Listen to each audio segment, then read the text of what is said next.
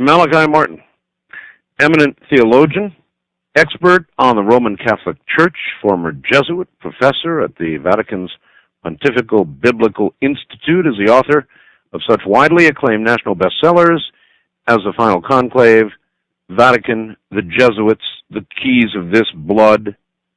The most recent of his books, actually, that's not quite true.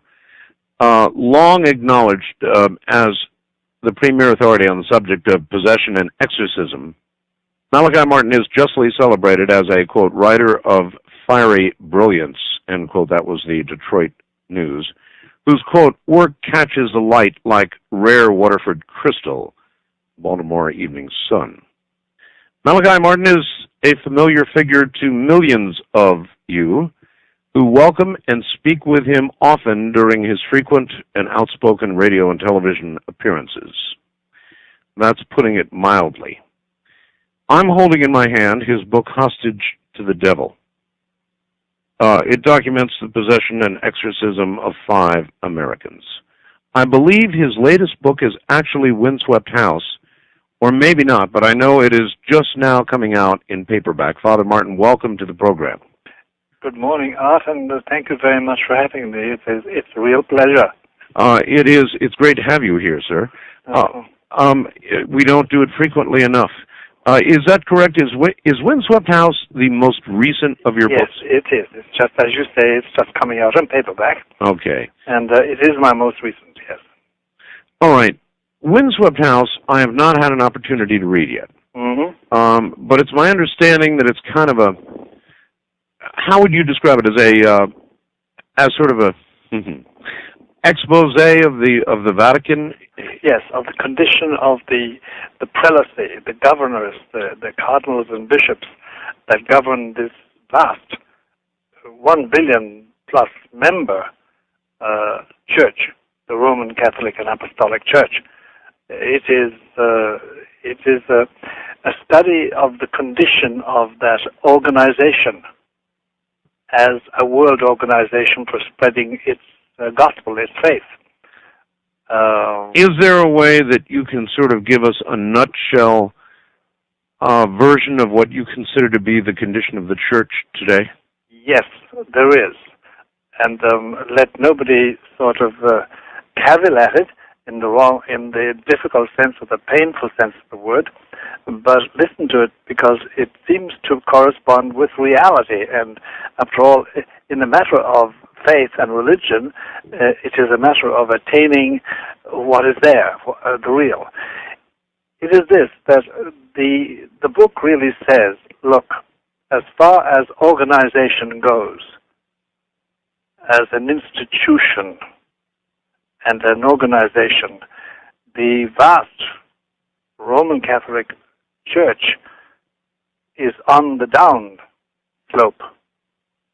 It is losing steadily and heavily, and over 2/3 of its members, that's 2/3 of 1 billion people, are being led into a form of belief which is irreconcilable with the traditional essence and outlook and belief of the Roman Catholic Church as it has been for almost 2 millennia. In what way? For over 30 years, the majority of the governors, the directors, the managers of this organization have been feeding a form of belief which is not Catholic, which has made compromises on basic doctrines, which therefore have led the faithful astray in their beliefs. Well, I'm not a Catholic. Can you give me an example? Example is, for instance, the purpose of marriage. The purpose of marriage? The purpose of marriage, yeah. The traditional purpose of marriage, according to the Catholic Church, and up to about 1958, 1960, was the procreation of children. I know it sounds harsh, right? But that was the doctrine and teaching of the Church. Incidentally, there was the fact that married people console each other, communicate with each other in a very special way by marital relations. Correct. But since then, the common teaching is that marriage has two purposes. First of all, the celebration of the love of the parents. And then secondarily, the procreation of children. That's not Roman Catholic. It should be the other way around. The other way around, of course. That was the tradition. If you want to depart from that, say so, but that's what Catholic doctrine is. Then you take human liberty. The Catholic Church and Christians in general never, in the past, said that you had a right to be wrong in religion, in religious matters. So a sort of a big tent approach to religion. That's right. The new teaching, its new persuasion, although it's never been the official teaching of the Church, it's just that it is a wave of opinion that has been adopted by a majority, is that you have a right to be wrong in religious matters. Mm-hmm. And that is against the nature of the Church. And then the chief one, the chiefest, if I could put it like that, difference is this, that originally, up to 1965, the Pope was considered to be the head of the Church in the sense that he had absolute power, which he shared with nobody, in religious matters. Mm-hmm. Not in secular matters, but in religious matters. Infallible in religious Infallible, matters. yeah. Mm-hmm. And that he alone could dictate in religious matters under certain fixed conditions. He could determine what people should do and believe in religious matters. Mm-hmm. That has been changed to saying that he and all the bishops, 4,500 of them, share the absolute power. Together. They're all colleagues. He is first among equals. Mm. And this destroys this traditional absolute power of the papacy as the vicar of Christ and as the source of infallible teaching. So in essence, it seemingly democratizes the Church. That's right. That's right. And then there are applications all over the place. And the fruit of it all is the tearing to shreds of traditional belief, whether it's the Blessed Sacrament, that is the presence of Christ in the sacrament of the Eucharist, as they call it. Catholics believe, strictly speaking, that here we have the body and the blood and the divinity of Jesus on earth with us by means of the sacrament. The new belief is not like that. It holds that somehow or other we have another type of presence, which is not sacramental. So you go on down the line and you find that a good deal of this 1 billion plus members have been led quietly, unprotestingly, unknowingly into another form of belief which is not Catholic. And now it has come to the point that, students of religion and professors, demographers, religious demographers, those who study large religions like Buddhism, Hinduism, Confucianism, Catholicism, Judaism, Islam, they will say, and it's true, that at any given moment, apart from crises, in any major religion, about 25 to 30% are fully practicing. Mm-hmm. The others tool along. In moments of crisis and war, etc., they come back to the fold. Well, in the Catholic Church today, if you take Europe, ancient Catholic Europe, the average is 5% who even think of going to Mass once a year, or going to confession once a year, or praying regularly. Well, there are those, Father, who would argue that it is because the Church has not become progressive. That's right. That's right. That these numbers are down, that people are rejecting. That's right. What has been true. They would argue that. But you see, what modernization and being progressive has come down to the adulteration and the dilution of these basic dogmas. And that's why the attendance is bad, the practice of faith is bad, and on all the chief moral points on which Catholics were adamantly fixed, like marriage without divorce, contraception, against contraception, against abortion, against sterilization, against homosexuality. All those points are moot at the present moment in the majority of so-called Catholic lands. How inside the church did this occur politically? This occurred politically because for 3 years, between 1962 and 1965, before the majority of people who are listening probably were born, a meeting took place in Rome called the Second Vatican Council.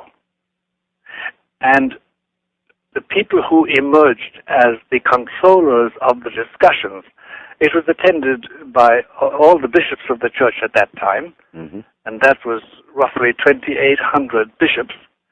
The people who controlled their discussions set out to do precisely that. And they were cardinals and bishops and officials. They had these ideas. They had had them for a long time. And by parliamentary stratagems and by very careful assembling of coalitions of votes, they got these doctrines, these new outlooks, voted in as official dogmas and teachings of the Roman Catholic Church. And we had a pope then, Pope Paul VI, who in his weakness went along with them. And that's what happened. And you see, remember this, that Catholics were taught to obey what they were told. Right. And suddenly their bishops turn around and say, now you will do this, now you will hold this, now you will believe in this way. And the majority said, all right. Unthinkingly, besides, the doctrines, the newly formulated doctrines were far easier to observe than the old ones. There must have been a significant war in the Vatican over all of this. It was a war to the death. It was a real internecine war between the prelates, between the bishops and the theologians. But the traditionalists, the conservatives, were far less skillful in parliamentary behavior as regards arranging votes and changing men's minds. They were far cleverer than the traditionalists were, so that the conservatives and traditionalists lost out and found themselves completely outmanned and outmaneuvered. And as I say, above all, they had a pope at that time, Pope Paul VI, whom I knew, whom we all knew and liked, who was extremely volatile and was inclined to go along with anything that helped modernize the church, and who made a famous speech in 1965 at the end of this long, vast 3-year meeting, saying that the purpose of the church was to join man in building the human habitat and creating man's paradise on earth. And that art was the first time in its 2 millennia history that the Roman Catholic Church said, look, I am at your service completely to build up a material civilization. That was the death knell of the old organization, which now is agonizing. Well, you mentioned the severe decline in attendance. Yes. Many years have gone under the bridge since this liberalization. If the intent was to bring the flock back, then have we not come far enough to declare it a failure? Yes, but there is in question here a very, very subtle but real reality, if I speak like that. It is called faith, religious faith. And Catholic doctrine is very, very exact in its teaching about religious faith. It says that if you tamper with your faith, if you, by one compromise or another, you diminish its teaching and are unfaithful to its precepts, you lose it. Now, faith is not a quantum. It's not something sort of you put in a box. It's a dimension of the soul affecting your mind and your will and your memory, and therefore your sensuality, your entire being. If you diminish it to such a point that you compromise its basics, it slowly is dissipated. You can lose your faith. And once you lose it, you don't know you have lost it. you do think the other fellow who is stuck to his faith is a fool, observing things that he needn't observe. But what has happened to you, not you, Art, but what has happened to one, is that one's faith has been diminished to the point of no return.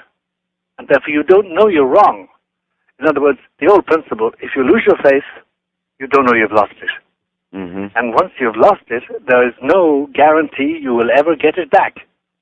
No guarantee you will ever realize that once upon a time you did believe in certain truths mordantly and fixedly, and once it's gone, well, now the faith of millions has been affected in basic things like the presence of our Lord Jesus Christ in the sacrament, like the absolute position of the Pope as the only infallible teacher under certain fixed conditions, the nature of marriage, the purpose of man, human liberty. It embraces the entire gamut. Well, then one must ask, has the Vatican made an irreversible mistake? That's what you seem to be saying. Yes. The Vatican has made an irreversible mistake as regards the structure of the Church and as regards the way doctrines should be taught. But when we say Vatican, though, you see, Vatican is, we must understand what Vatican is.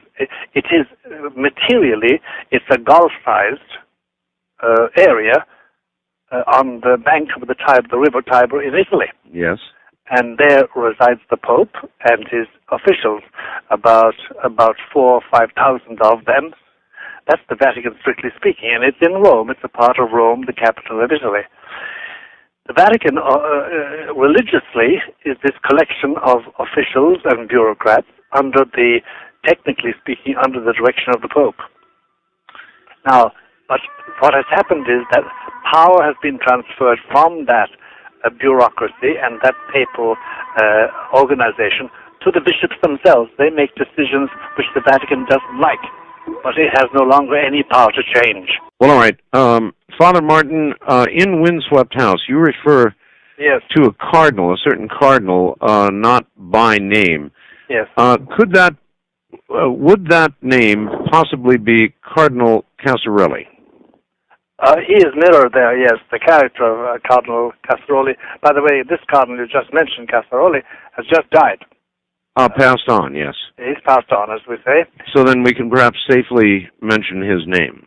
Yes, I think so, with reverence. No matter how different we are in opinion from him, we must give him a certain amount of reverence because he was a prelate. And what role did he play in these changes?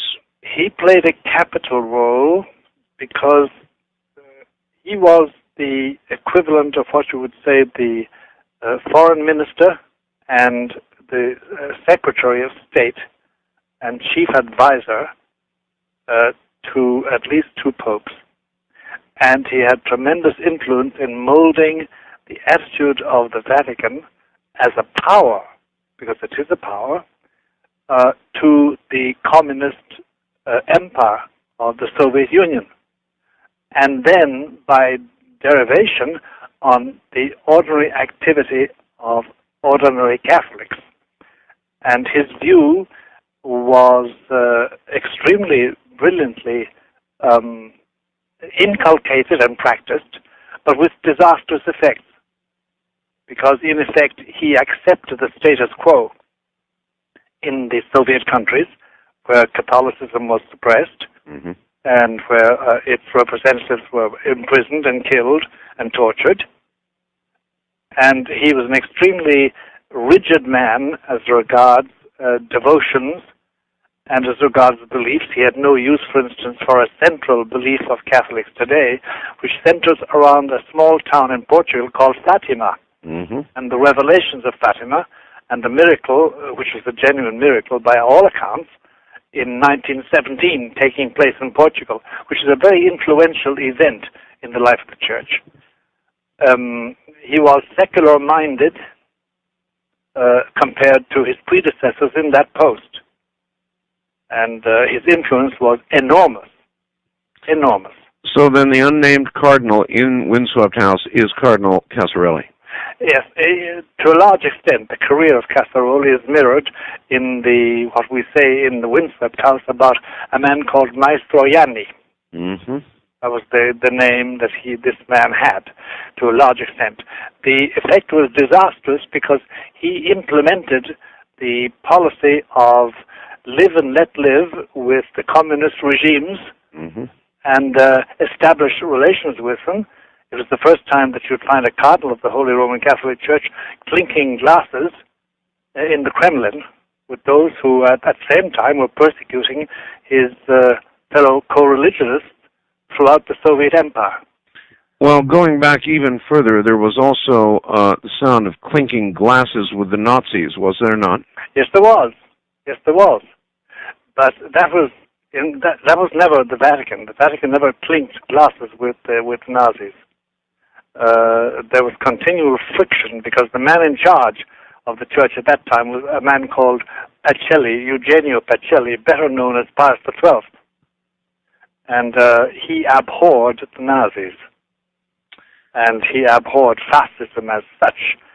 And he did his best to condemn them in a very difficult situation. Probably a lot of our listeners are acquainted with the controversy about Pius XII, the Pope, but that he ever had any love whatever for Hitler and company is an established fact. He had none ever. And there was no clinking of glasses. Now, individual clergymen did, but they were always reproved by him and, if possible, ousted from their particular location, wherever they were. Mm-hmm. If these changes, as you have described, are irreversible within the church, yes, then where is the church going? In one word, underground. Underground? Underground, yes. The structure as it is creaking and groaning and not carrying the weight. And there is springing up, both in North America and Latin America and in Europe, a network of Catholics, priests, bishops, nuns, laity, who are reviving all the ancient teachings and living by them and refusing to cooperate with anything they consider to be out of line, anything they consider not to belong to the deposit of the faith, the traditional faith. Now, to be awfully frank with you, Art, and to be frank with all my fellow Catholics throughout the world, at the present moment, that network probably includes, what, about 10 million practicing out of 1 billion. But it is most potent, and the best proof of its potency and its power and its promise is the fact that it is hounded and condemned and excoriated by the officialdom of the Roman Catholic Church. So then what do you ultimately see occurring? I mean, you've got an underground, a fractional portion of the church. Right. Underground.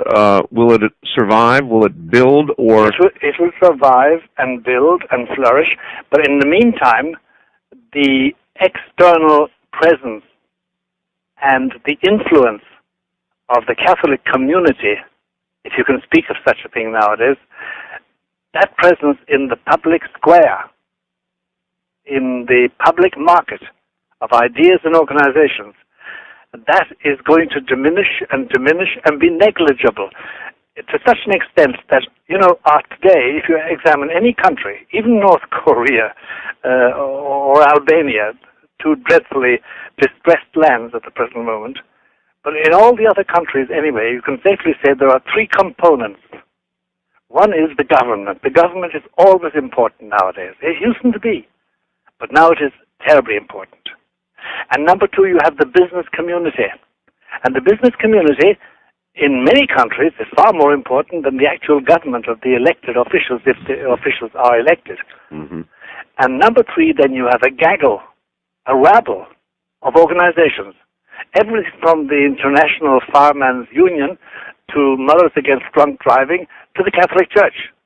And they are competing in the public square with diminishing shares going to religion especially Roman Catholicism, because Roman Catholicism does not belong to the mainstream thought today. And if you examine, for instance, the emerging EU, the European Union, yes, it now has laws that are intolerable for Catholics.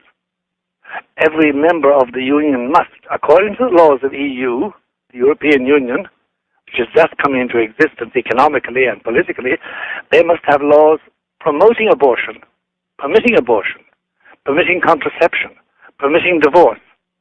They must give equal rights to homosexual marriages. And all these things are unbearable in a world in which Catholicism reigns. But now, as different from 50 years ago, 60 years ago, or 100 years ago, the Catholic Church is just one more member of these NGOs, non-governmental organizations, competing in the public square, with decreasing returns because the doctrine does not fit modernization. Now, what is the future? The future is a diminishing socio-political and socio-cultural effect of Catholics, the dispelling of anything like a potent Catholic community, and the existence of Catholicism in its traditional form, underground, in the sense that it's private and practiced quasi in secret and out of the public view because the public doesn't like it. And there will always be, not always, but there will be for quite a long time, a public facade in which there is a group of officials, bishops, priests, all the way up to the papacy, who will maintain the exterior facade, but the power will be gone. Interestingly enough, the future of the papacy is different because of the power that the papacy exerts as a center. But that's a wider question. Yeah, it will be. You're saying it will be different, or is different in. It really will belong to the mainstream. There will be very little difference between it and the other component members of the socio-political body. Are you suggesting the Pope has been reduced to nothing much more than a figurehead? Yes, I am. That is what I am saying, and that is the fact. That is in actual effect on politics and on culture. There no longer is really a Catholic influence in this country, or in North America, or in Latin America. There's no longer any real influence at all. And it's a diminishing influence that they do exert, and every year brings defeat after defeat after defeat. For instance, take a very common example, a very prevalent example, Art. There's a play called Corpus Christi by a playwright, very well known, Terence McNally, Irish origin, of course. It is the plot is roughly that you have a central figure called Joshua, which is Jesus, and he has 12 disciples, and he has homosexual relations with those disciples in the play. Now, for the Roman Catholic doctrine, for Roman Catholic believers, this is blasphemy. And yet there is no way Roman Catholics can stop this, can get it removed. The more they talk about it, the more publicity they give it. And that is the big difficulty, that there no longer is any respect, veneration for central doctrines of the Roman Catholic Church. Well then, Father, if all of this is true, and so much of the world is Catholic, in name at least, that's right, nominally, then what effect would you imagine this to have on society in general? It's a much broader question. If we're going to be accepting now the unacceptable previously, how will this change society, or is that already underway? That's already underway, Art. And the effect is a diminishing return in moral influence. In other words, what is said by the Church is no longer carries the weight it once did. That's right. That's right. For instance, there's no doubt about it that the majority of Catholics in Northern Ireland are believers. Everybody seems to accept this. It is true. But in no way has that really influenced politics. no more than the Protestantism of the Orange men, their counterparts in Northern Ireland, has that influenced their morality. Yeah, what a mess over there right now. A real mess. But the point I'm making is that neither the Catholic Church nor the Protestant Church has any influence over the behavior either of the IRA, the Irish, or the Catholics, or the Protestants. So then, minus this influence, what effect do you see it having on society? A destabilizing effect, because look, in the absolute order, supposing imaginatively, in our imaginations now, Art, you and I and our listeners, we wipe out the existence of the Catholic Church. There no longer is the Catholic Church existing in this hypothesis. Right. No pope, no bishops, no cathedrals, no churches, no religious orders, no schools, no academies, no institutes, no influence. They belong to museums. If you do that, if such a happening did take place, a black hole would appear in human society because the Catholic Church, culturally, socio-culturally, through its religious influence and its religious monuments and its religious tradition, does exercise a restraining hand. If that's gone, then all demographers I know say it would be catastrophic. Completely catastrophic. Just as if, for instance, in Arab lands, from Algeria to Indonesia, Islam suddenly disappeared, there would be chaos. Because religion does, whether it's Islam or Catholicism, in their particular lands, do introduce a socio-cultural balance. Mm-hmm. And that is why the real enemies of the Roman Catholic Church, and the Roman Catholic Church has real enemies, never wanted to destroy the organization. It's too valuable as a socio-cultural and socio-political stabilizer. They wanted to control it. If it no longer has that value, then will the same restriction on its destruction remain? Yes, it will. It will. And of course, nobody can predict the future. Nobody can say what is going to happen in 2020, 2030, 2050, and 3000. We don't know even if we will attain that age for the church or for the human race. If we will go through most of the next millennium, we don't know. But we can safely say certain things, that the diminishing return of the influence of anything like a Catholic community forebodes, or bodes a terrible absence in social and political life. Are we to imagine at some point homosexual priests? Are we to imagine the ending of the institution of marriage as we have known it? Are we to imagine a church that will accept anybody's conception of God and religion and how it was and how it is? Art, we have it already. To a large extent, we have it already.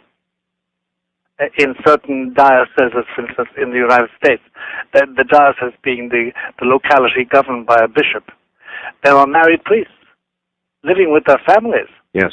In contravention of the law of the Church of Celibacy. There are homosexual priest organizations here and abroad, and in Latin America. There are women priests, that is, that women who have undergone ordination ceremonies and who faithfully say what they call Mass every so often, investments with the chalice, etc., with the usual accoutrements of a Roman Mass. There are bishops who openly flaunt the authority of the Pope and the basic dogmas of the Church. We're well along our way. There is, too, which we must keep on saying, there is a large body of Catholics of that 1 billion plus membership, a large number of Catholics who groan beneath this, who know it's wrong, but who can't do anything about it. Because, again, the organization of the Church is very tight. And if you start at the Pope and go down to the smallest little parish priest stuck away in the smallest little parish, you will find that in no position of authority, anywhere in that vast network of organizations of bishops and priests and organizations and committees and dioceses and parishes, in no place is there one traditionalist. They have all been outed and ousted. Outed and ousted. Yep. So the prognosis is bad from the point of view of socio-political presence and socio-cultural influence. Now, what will happen after that is one can hypothesize, but that's the situation. And that's really the purpose of Windswept House as a book, to expose all of that. That's right, Windswept House. And it took place in the 20 years, chiefly in the 20 years of Pope John Paul II, whom many people describe as a conservative, a traditionalist. I understand that Windswept House is available nationwide in bookstores, or it ought to be. It ought to be. But then I guess some people have been unable to find it. That's right. There is I can give, if you permit it, I can give an address where they can always apply for a copy of the paperback. Please. It is, therefore, to Malachi Martin, care of Post Box POB 295, Lodi, Lodi, Wisconsin, 53555. They will always get a copy by corresponding with that address. I'll repeat that again, POB 295, Lodi, Lodi, Wisconsin, zip code 53555. How much trouble are you in with the church? Well, you see, this is the very interesting point about it, Art. I visit Rome. I see the people I want to see, including John Paul II. Not as often as I used to, because the fact that this Pope's health is precarious, and besides he is surrounded by people who not only dislike me, but dislike him. One man whom I know sees the Pope professionally in the health field will tell me constantly, look, when I see the officials around him, there's more hate than affection. For the Pope. Than respect for this man. Well, all right, to summarize the first hour with Father Martin. Father Martin is a conservative within the church, even a fundamentalist. He suggests that the church has irreversibly begun to move away from all of its original teachings and tenets. Irreversibly so, once again. And that this will produce changes, of course, in society, because the church, not only the Catholic Church, but churches and religions worldwide, have been pillars on which societal behavior is based. And I think that pretty well sums it up. Windswept House is a novel. It is fiction, except it isn't fiction, is it, Father? No, it's not. But it's far easier and allows some room for your imagination and therefore for explanation of what is happening, the dire happening, to the Roman Catholic Church, which up to, 40 years ago, was a monolith in society, Europe and the Americas especially, but worldwide too. And to describe this, of course, you're going to walk on several people's feet, and you're going to have to discuss existing people, which one must always do with reverence, with a certain respect, because they are there, and their office, they hold high office. So the mode of, we actually, Art, you know, in America we've invented this. The man who really made it work was Norman Mailer, but even an American writer like Taylor Caldwell, she used what we now call faction. It's not fiction and it's not fact. It's mirroring the factual situation by imaginative processes. And this is an example of what they call as faction. Well, would you go so far as to say that within portions of the Vatican, there is virtually a Satanism? Oh, no doubt about it. No doubt about it. Then why walk so carefully? Because eventually First of all, Art, there is a thing called scandal. Scandal in this sense that sometimes to tell the naked truth to people is so shocking that it is destructive of them. If you can point the way to the truth and indicate, if they wish to search themselves, they can find the truth, it's far more effective than overwhelming them with such bad news that they lose heart. People must have a good motive for existing. At least they must think they have a good motive for existing. No man can exist on nothing. He must have some motivation. And you can destroy the confidence in life by painting an utterly accurate but bleak picture. So, no, one must be careful. One must not scandalize in that sense. But one must try and point to the truth and educate people slowly. I have beautiful friends in the Catholic Church and in other churches and in other religions, but talking about my Catholics, and I hesitate to disturb them in certain ways, knowing that with wisdom and years and prayer and their own goodness, they will arrive at the full truth. In the meanwhile, I must temper my critiques and my criticisms so as not to completely shock them. I think it's a common phenomenon.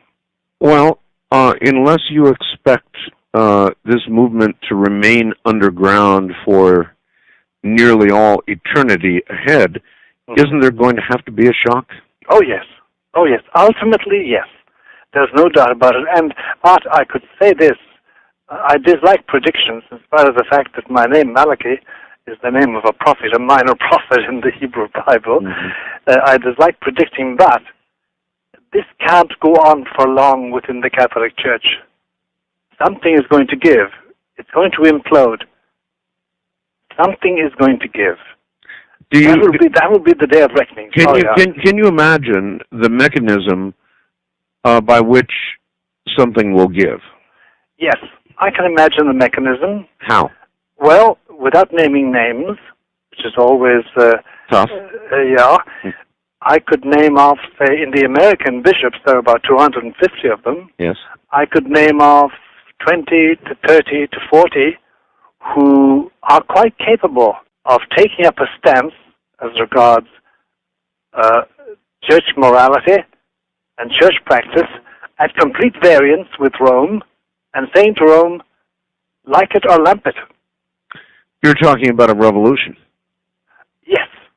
A clerical resistance to all advances by the traditional Roman authority. I can quite imagine it. And in France, and in Austria, and in Belgium, and in Holland, and in Italy, and in Spain, and in Ireland, and Poland, traditional Catholic places, I can see that fire taking place, and people saying, no, we're Catholics, but we don't share your opinions, and going their way, which, of course, will be fragmentation and complete destruction of church unity, such as it is. Could there be a complete schism? Well, Art, that is the part which saddens one's heart. Schism is a very interesting thing. Schism means this, that you and I, who believe the same truths, the same religious dogmas, we differ as to authority. Yes. That's schism. And I have beautiful schismatic friends in the Greek church and the Russian church and in the Protestant churches. They all believe the basic truths that I believe, but they will not acknowledge any authority of the Pope or of the episcopal line descending from the 12 apostles, which Roman Catholics claim. And that's quite bearable. And I can see schismatics possibly being saved finally and attaining heaven, speaking strictly as a traditionalist Catholic. Heresy is something else. Heresy is where you and I agree on a majority of doctrines, but we differ about one particular doctrine. And again, there are some beautiful heretical friends who are heretics, but whom I respect deeply. No, Art, what we're facing is something much more dire. and the Bible has named it already. It's called apostasy. And apostasy, as defined by the man who really lived through the apostasy, a man called Athanasius in the 300s and 400s of the first millennium. Apostasy means that you step away from the basic dogmas of the Christian faith so that you can no longer be called a Christian or a Catholic. We are faced with apostasy.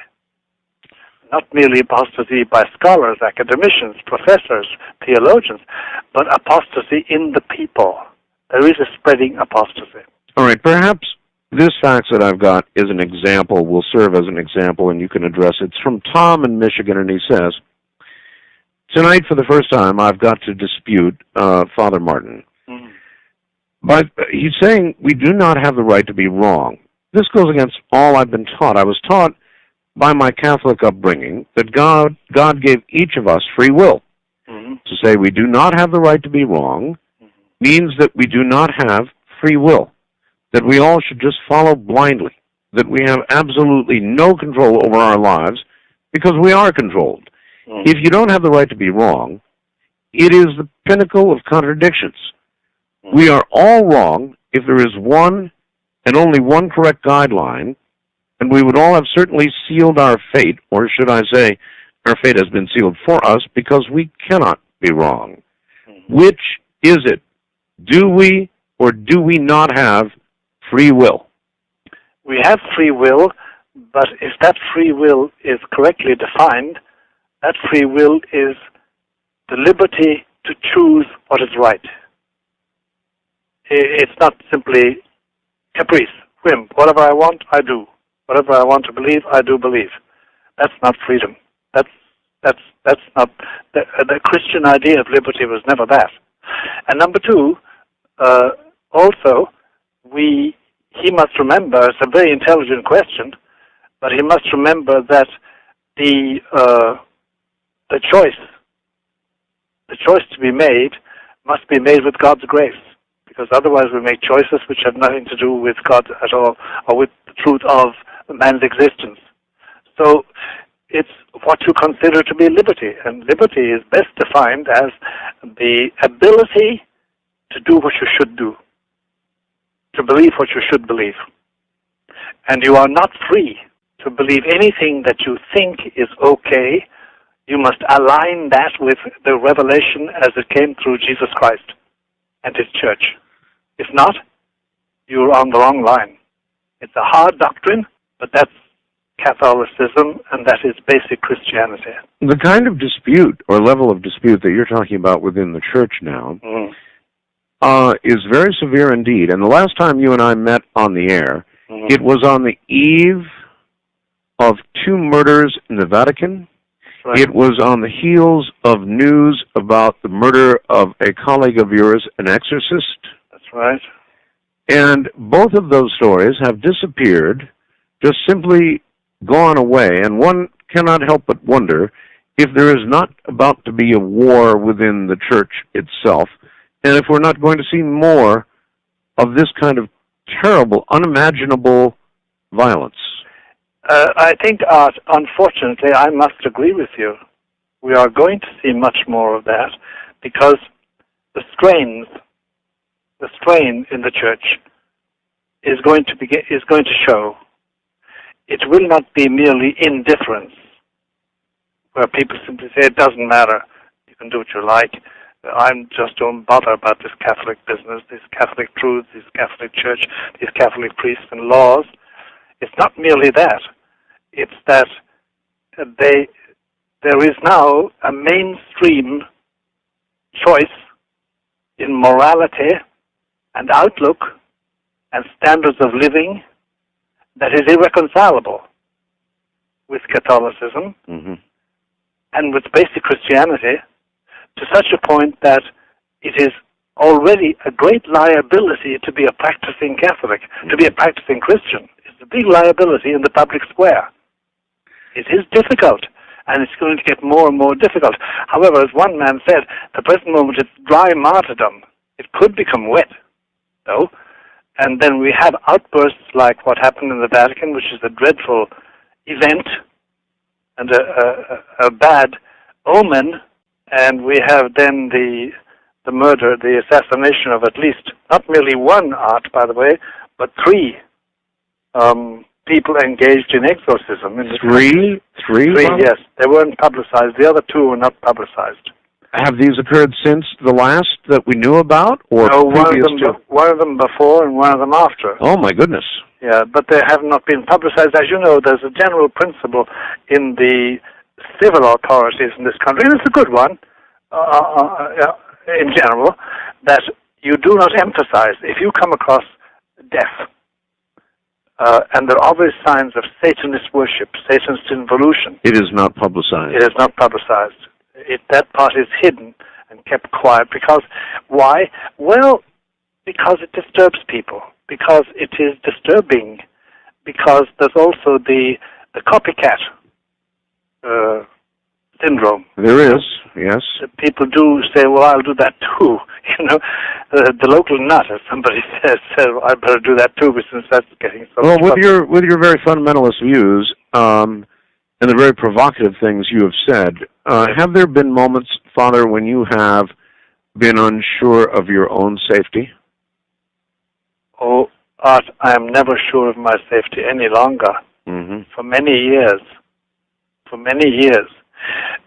In this sense, that I know that given certain conditions, I would be offed, as we say in the gentle language. Mm-hmm. But at the age of 77, how can you start bothering about that? Especially since I've already brushed with death. I certainly agree. There are certain moments I have had a brush with death, which, of course, left me cold, as death always does. It's a clammy hand extended to you, momentarily anyway. But I can't live like that or think like that. Otherwise, I would dig a hole and climb into it and close it after me. You know, and what's the point in that? Father, not long ago, yes. Somebody sent me, and I'm kicking myself 6 ways from Sunday. Yes. Somebody sent me what they said was the third secret of Fatima. Yes. I actually read it on the air, and then I somehow lost it. If anybody out there has it, please resend it to me. Now, it's my understanding that you have taken a vow of silence or secrecy. You have read the third secret. It was shared with you. Is that correct? It was given to me to read, yes. One morning early in February 1960. And, of course, before I got it, I had to take this simple oath you always take of maintaining the secret. So the details of it I cannot communicate. I mean, the actual verbiage and expressions. Yes. If this third secret of Fatima were made public, yes, could it be the shock that the public, that the church needs? It could be. And that is one reason why it's not published and why it's sunk into a limbo out of which it's not going to come easily. It would be a shock. There's no doubt about that. It would affect people in different ways, though, Art. Some people would, on being told that this was authentically the third secret of Fatima, they would get extremely angry. Oh, I understand. Believe me. Very angry. All right, here we go. And I really want to thank the person that transcribed this for me. The following is a transcription of what is possibly the third secret of Fatima, as read by Art Bell over the air on Coast to Coast AM on 5/14/98 at 34 minutes and 48 seconds into the program. And I began it with this preamble. All right, I in no way warrant the following as being authentic. I have no way of knowing. All I can tell you is it feels real. It is alleged to be the third secret of Fatima. You decide for yourself. Here we go. A great plague will befall mankind. Nowhere in the world will there be order. Satan will rule the highest places, determining the way of things. He will succeed in seducing the spirits of the great scientists who invent arms with which it will be possible to destroy a large part of humanity in a few minutes. Satan will have his power. powerful who command the people and who will incite them to produce enormous quantities of arms. God will punish man more thoroughly than with the flood. There will come the time of all times and the end of all ends. The great and powerful will perish together with the small and weak. Even for the church, it will be the time of its greatest trial. Cardinals will oppose cardinals. Bishops will oppose bishops. Satan will walk among them. And in Rome, there will be changes. The church will be darkened, and the world will be shaking with terror.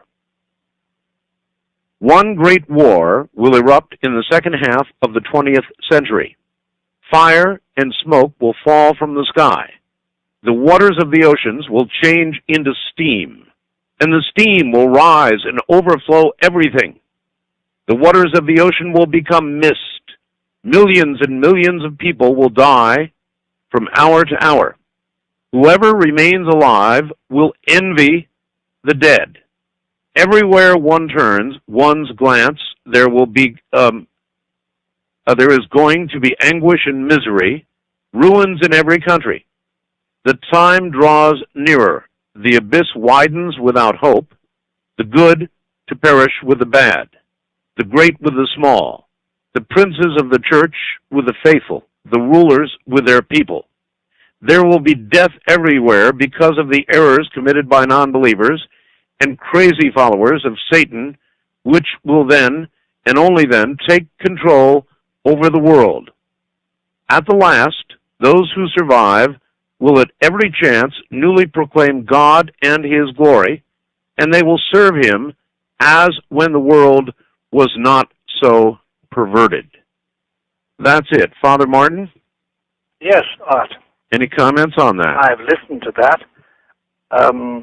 and I suppose the measured response I should give to it is this, in two parts, really, two statements. It is not the text which was given to me to read. Okay. In 1960. There are elements in it which belong in the text.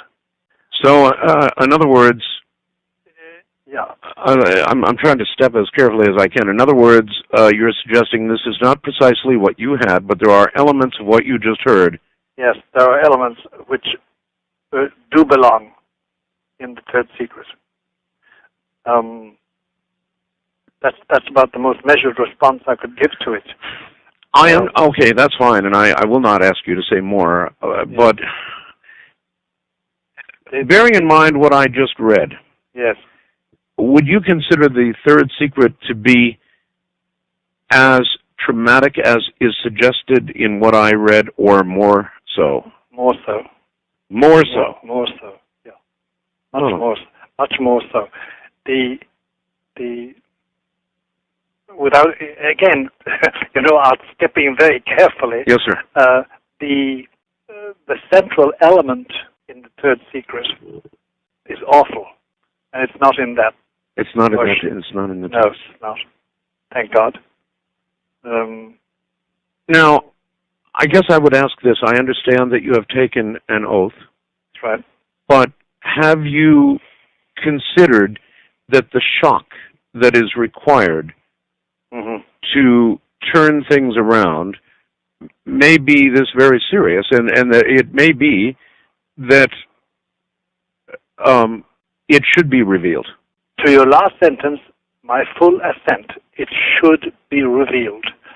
But here's my difficulty, Art. I'm one small little man. Mm-hmm. I have no public authority to do that. I do not know if that would be the will of God. And since it would have such dire effects on much more than Christians, on many others, I can't make that decision. Do you understand what I'm trying to say? Yes. I can't make that decision. I have no assurance that that's God's will. And since this is a question of His supreme will as regards the world, the human race, its existence and its continuance and its future, I have no authority. Father, in what manner were you shown the third secret? Because the cardinal who showed it to me had been present at a meeting held by Pope John the 23rd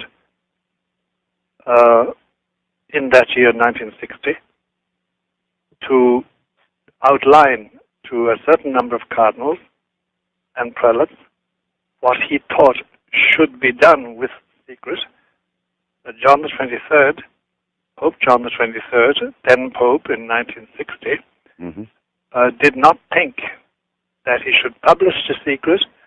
It would ruin his, at that time, ongoing negotiations with Nikita Khrushchev, the boss of all the Russias.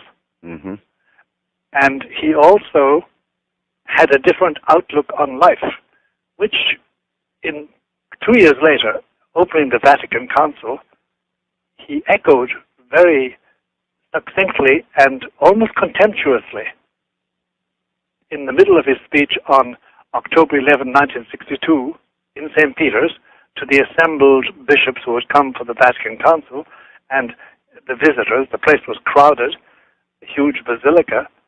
He derided contemptuously the people he called prophets of doom. And there was no doubt in any of our minds he was talking about the three prophets of Fatima. He was against that. There are those within the church who minimize what is contained in the third secret. Absolutely. And then there are others who don't minimize it at all. They exaggerate. They exaggerate. Yes, they do. So without minimizing or without exaggerating, you're telling me that what's in the third secret is more horrible than what I just read. Which yes, Art, it is. Because what you have just read, essentially, it is the onslaught of natural powers.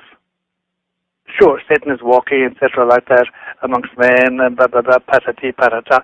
But essentially it is as if nature revolted against the human race. That's essentially what, through all these terrible catastrophes and chastisements.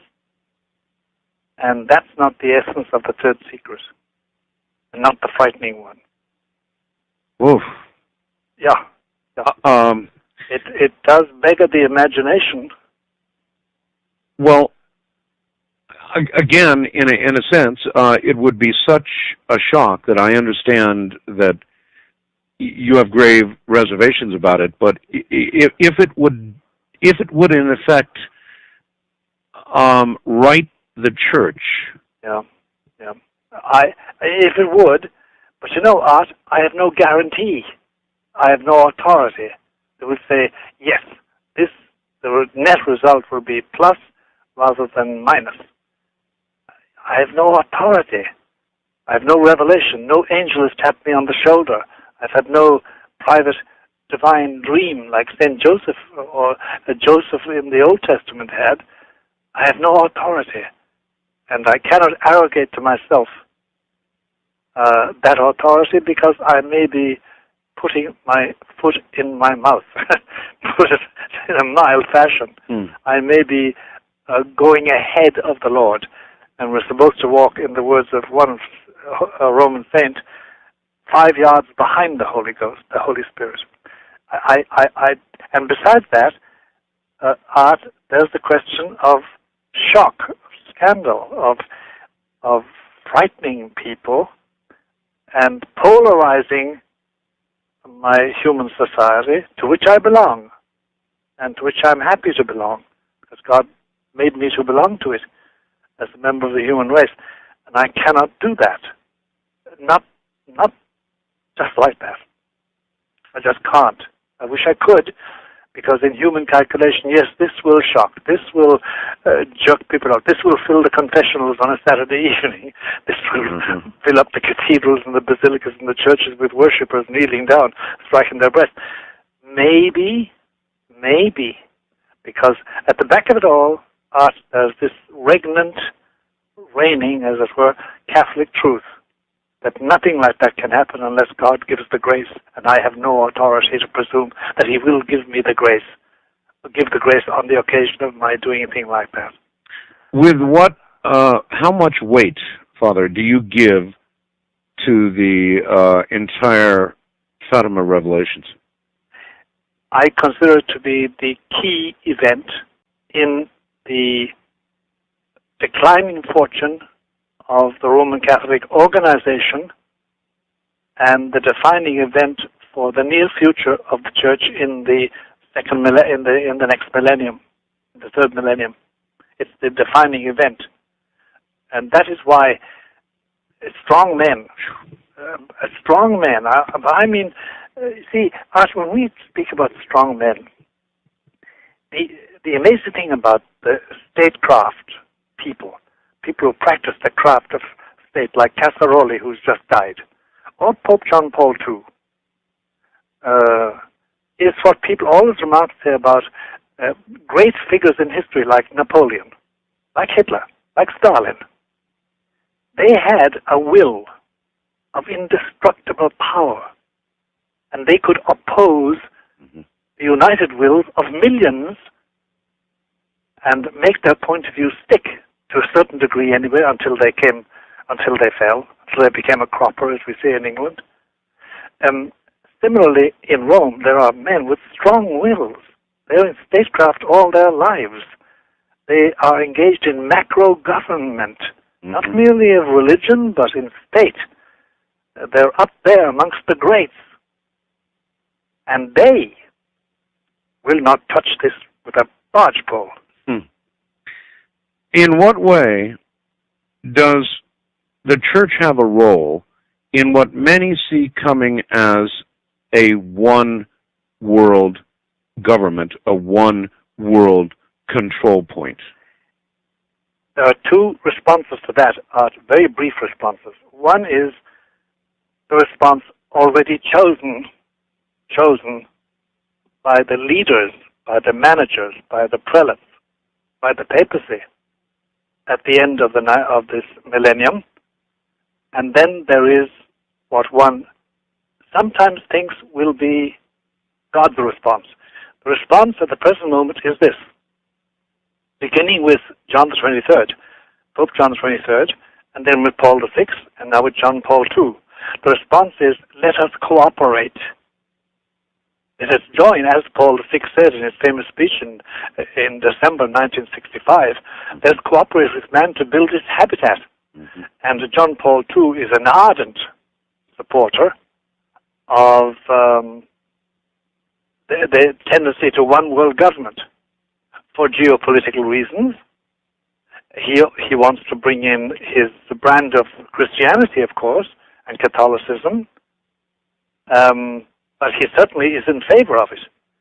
And when he addressed the United Nations in his last big letter to them, his salute was this: I, John, Bishop of Rome, and a member of humanity.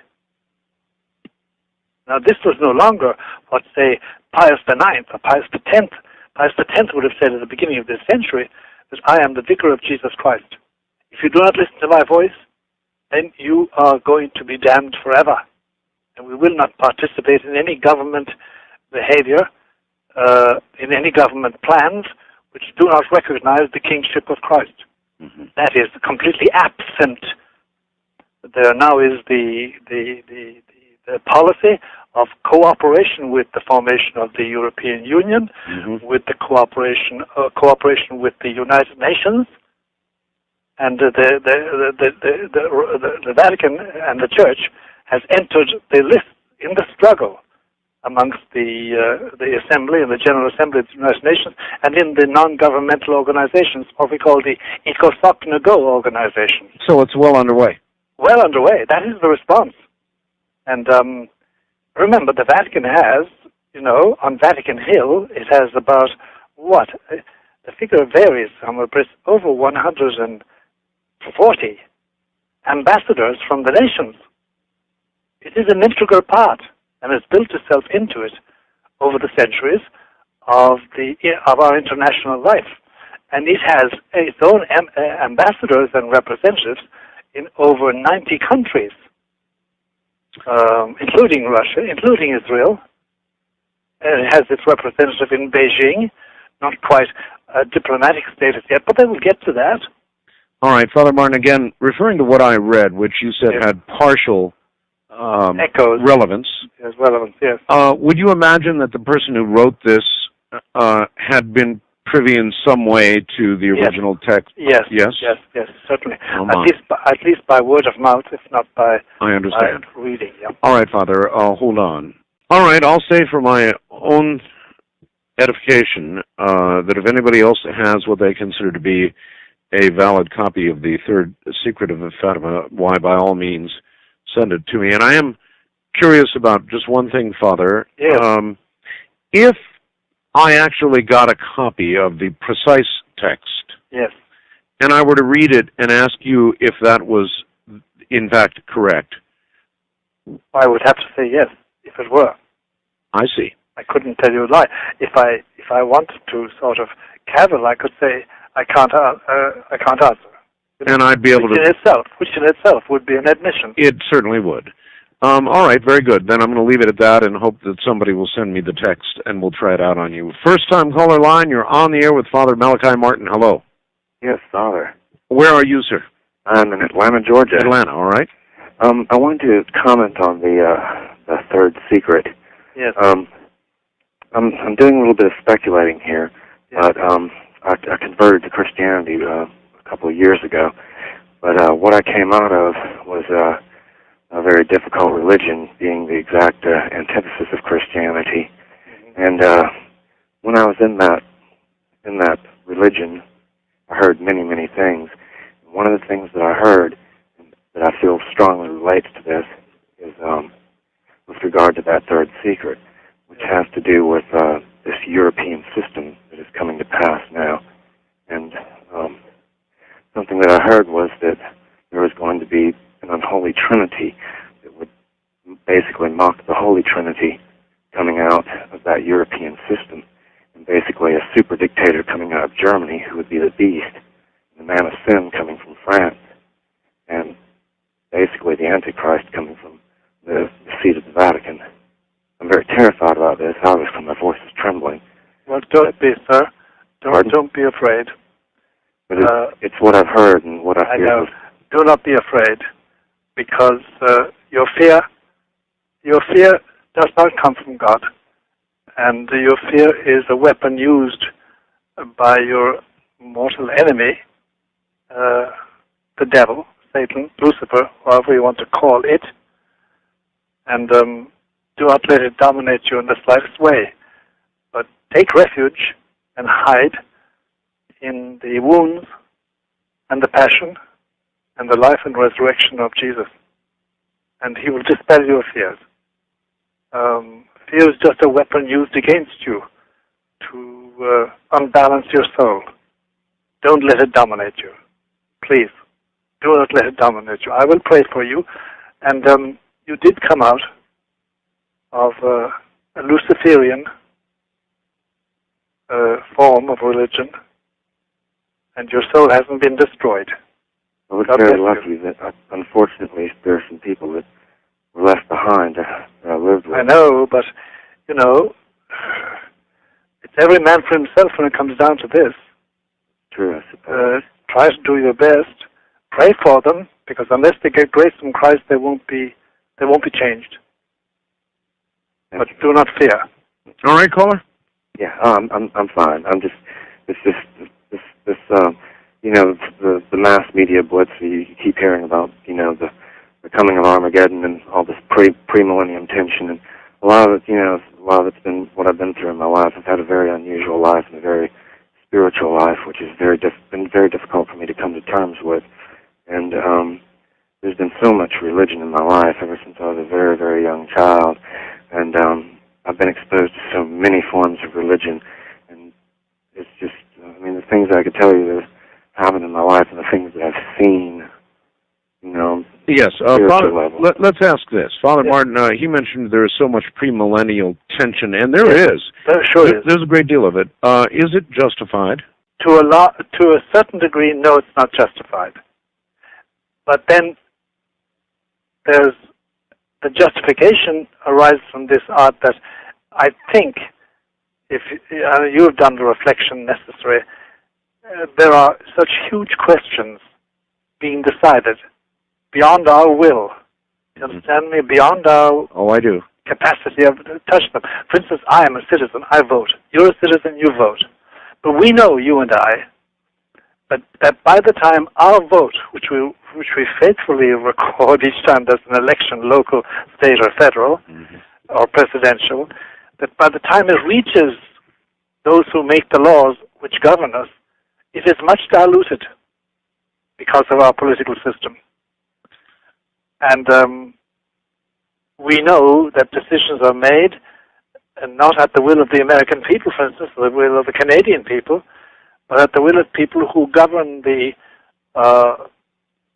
flow of capital and capital goods throughout the world each day, on which our world now depends. And that is such a hazardous situation, as we've all learned watching the Asian tigers crumble into puppies, and the biggest Asian tiger, Japan, faltering when 5 years ago it was threatening our economy. Remember that time? And now it's not. And we have this precarious balance of the European Union. Britain is in and it's not in. Germany is the great power, but it isn't. France, by the way, France is the most economically sound member of Europe. France.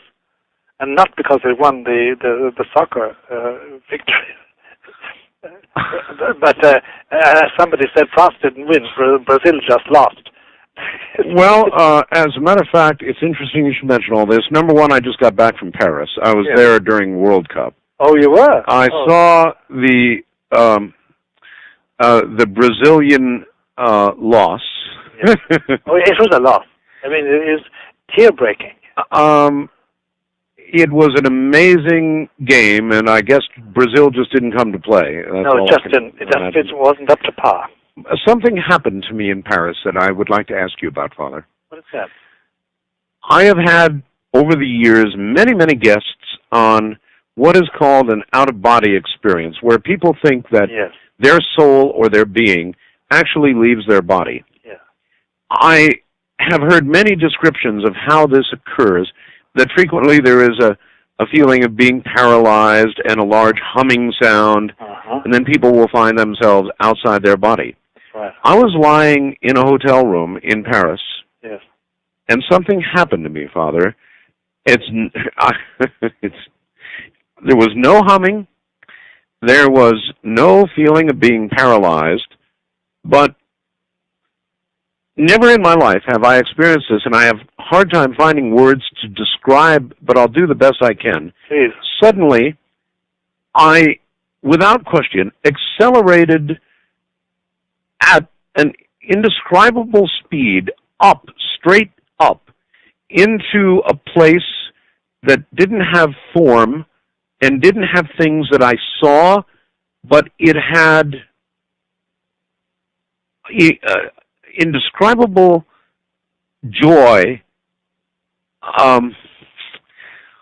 It had the most satisfying, incredible feeling I've ever felt. It was very short. I was very shocked, very surprised by it. It was brief, and I came but sharp. I came right back that fast, and I woke up my poor wife and sat there saying, "Hon, I don't know, this was, I've had in my life flying dreams before. Sure. And when I wake up, I recognize that I have been dreaming. Yeah. I did not dream. This is something that happened to me." No, that was an out-of-body experience in the technical sense of the word. Not that you left your body, but it does happen. It's very interesting. Sometime you must scribble on a bit of paper the name of the place you were sleeping in and what part of Paris. I didn't want to, it was so amazing and so startling and so overwhelming that I wanted to have it again right away. I didn't want to. I know, lose it. But you can't recall it You can't call it back. You can't make it re-happen all over again. No. If it's genuine and it didn't, and you weren't able to recall it. I must tell you, Art, if that does happen to you, it's a privilege. And because it is joy-making and exhilaration-making and ultimately peace-making and confidence-making, it is from God. Remarkable. That's remarkable. It's very hard to explain it. And by the way, you don't try to recall it, and you don't try to explain it. You do express your thanks in your particular way. That's right. In your own way, you must express your thanks. It will come unbidden and go away at its own pace. It is sudden. It is intuitive. It does belong. It transcends. It's beyond your senses. And quite rightly, it had those marks. There was no paralysis. There was no... none of that. None of that. No physical sounds like humming or... No. No, that's not that. No. None of that. That's the marks of... you see, there's a general principle, who might have explained that to an old master like you, there's a general principle that the discernment of spirits, as they call it, if an experience such as this brings peace, brings joy, brings exhilaration, doesn't breed in you arrogance and pride, but gratitude, great gratitude. I'm old. I'm not a master. Well, but when it does, that's from God. All good things come from above, come from God, and that you can treasure it. And by the way, if you want to, there will be a memory of that forever within you. Don't try and remember it. It will come back of its own accord to remind you. Whether it's repeated or not is something else. Anyway. All right. Bouncing back for a second to the third secret. Here's a fax from Bob in Eau Claire, Wisconsin. It's kind of rough. It says, Art, why would God give this prophecy, referring, of course, to the third secret, to a select few and instruct them not to give it to his people? It sounds to me that it is man who has decided to keep it a secret from the people and not God. Can there be any greater sin than this? Well, whoever this man is, he's on target. The secret was meant for the people, not for the Pope, not for the bishops, not for the Holy Office. It was meant to be published in 1960 by explicit order, by the mandate of heaven. John the 23rd, God bless him and rest him, because he's with God now, in whatever form that is, he decided not to. He had his own reasons. We think, with all due respect and veneration, etc., etc., etc., that he made a very bad mistake. And indeed, what probably your correspondent from Wisconsin doesn't realize, or perhaps he does, let me remind him, that in 1963, there was a second appearance, this time in Spain, in Garabandal. And the opening words of that revelation were, because my sons have not listened to my orders, my mandate, here's what's going to happen. And the message was very dire. Repetition of the third secret in brief form. So, it wasn't the will of God. The will of God has been frustrated. But you see, let me remind you, and that the particular man, that the will of God is frustrated continuously. And that doesn't mean it wasn't his will, and his will not work out finally. So, it's a pity. And eventually the secret will be revealed and will work its way out. But this time painfully. Painfully. All right, Father. Wildcard line, you're on the air with Father Malachi Martin. Good morning. Hi, good morning. It's an honor. Father, I visited your website, and I left a message a while back. I don't know. You're probably very busy. No, I take all my messages. I download them all. Oh. And go over them. I guess I related to you that ever since I was young, I had a sort of I wouldn't say premonition. I don't think it was that sophisticated. It was more subtle. That everything, it seems to be without purpose. Now, I guess what I'm trying to ask now is I'm 37 years old. Yes. I don't have the same love of life that my friends have. Yes. I seem to have in the back of my mind the sense that, well, it's all pretty much for nothing. Now, it isn't depression per se, but it is a sort of an intuitive thing that, well, maybe everybody's putting a little more into this thing than they'll ever be able to take out. That it's worth. Yes. Yeah. And I thought to myself, has this to do, perhaps, with a premonition or some sort of sense of what may be coming? In this case, we mentioned the third secret of Fatima. I'm 37 years old. Let me ask then, by the time I'm 45, will I see these terrible things, if they are, however terrible they may be? If I were to sort of abandon any strict control and give you what I think, and that's what you're asking. Mm-hmm. I think, since you're 37, by the time you are 45, you will have seen the worst. My God. Now, but add this into factor this following thing in. You have an angel, a guardian angel. You also have a birthday angel. The latter was assigned to you on your birthday. The guardian angel was assigned to you when you were just a little zygote clinging to the endometrial wall of your mother's womb. Mm. They accompany you. Some people, they start talking to them very early on. Mm-hmm. Other people, they don't. It all depends on the angel, and it depends on oneself. I would classify this as belonging to your angel's messages, molding you. And it may be that you will be God will demand something special of you, since He's given you something special. I do not know, sir. I don't know you. I probably will never talk. Sir, we've got to hold it there, I'm afraid. Okay. I Thank very you, much appreciate your call. Father Martin, hold on just a moment, Sure. and we will be right back. Well, all right. What I'm going to do is read just the preamble to this and see if the good Father finds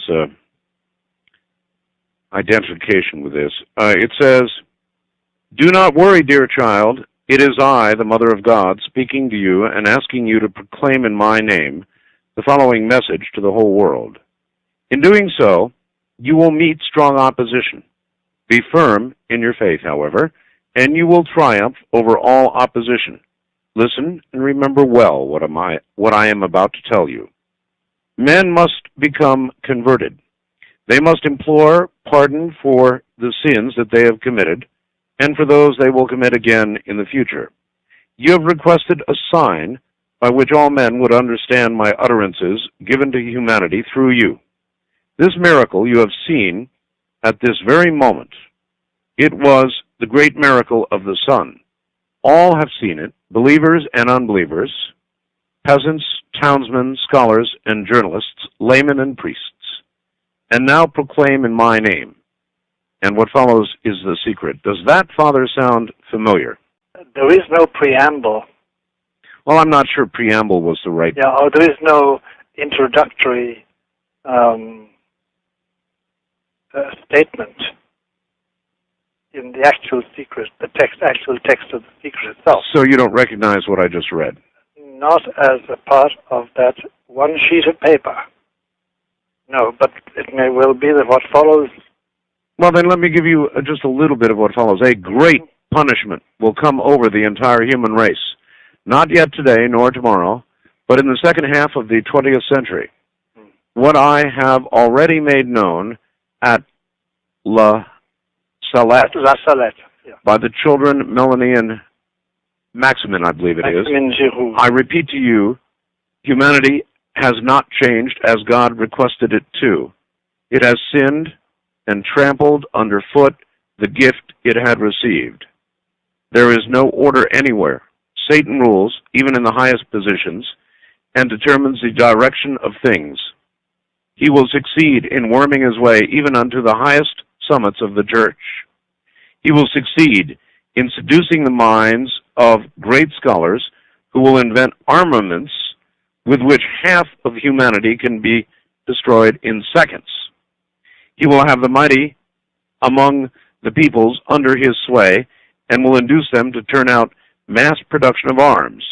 If humanity does not amend itself, I will be forced to let go the arm of my son. If the mighty of the earth and of the church do not oppose this, I myself will do it, and I will ask God, my Father, to allow to come over men the punishment of his justice. It will then be that God will punish men more harshly than he did with the flood, and the mighty and the powerful shall perish along with the humble and weak. And it goes on from there. Yeah. No, it's not the text. It's not specific enough. The text is very dry and specific, and but all that is there is very accurate as regards the general Fatima interpretation of modern history, but it's not the text of the third secret that I know. All right. East of the Rockies, you're on the air with Father Malachi Martin. Hi. Hi. Where are you, sir? This is Bob from Wilkes-Barre, Pennsylvania. Hi, Bob. Hi. Listen, first of all, I want to thank Father Malachi Martin for appearing on his show again. Well, thank God, Bill, for that, Bob. Yeah, I really. He's the creator. Yeah, there are a lot of people I know that are out there that do appreciate you, even though there might be maybe a lot that don't, but I'm one of the ones that really do, and I've been up all night listening to the show. It's been great. Right. Anyway, what is your website, first of all? Because I want to maybe email you something. Website, hold on a moment. Well, listen, caller, if you're used to going to my website, all you've got to do is go up to the guest area and click on Father Martin's name. You'll go right over there. That's okay, right. then. All right. Well, Father Martin, I have like a ton of questions I can ask you, but I got to be pretty selective here. Yeah, I think so. Okay. Let's see. All right. Did you ever maybe make mention anywhere of a warning that's supposed to be given to mankind that came out of Garabandal? That yes. There is going to be, but it's not a warning, Bob. No. We have no word in English. It's avertissement in French. It's avertimiento in Spanish. It means a putting on notice. Mm-hmm. Like the sheriff putting up a notice on your front door saying, you haven't paid your rent for 3 months. If you don't pay it by the following month, you will be blah, blah, blah, blah, blah, blah, blah. Mm-hmm. That's sort of it's a putting on notice.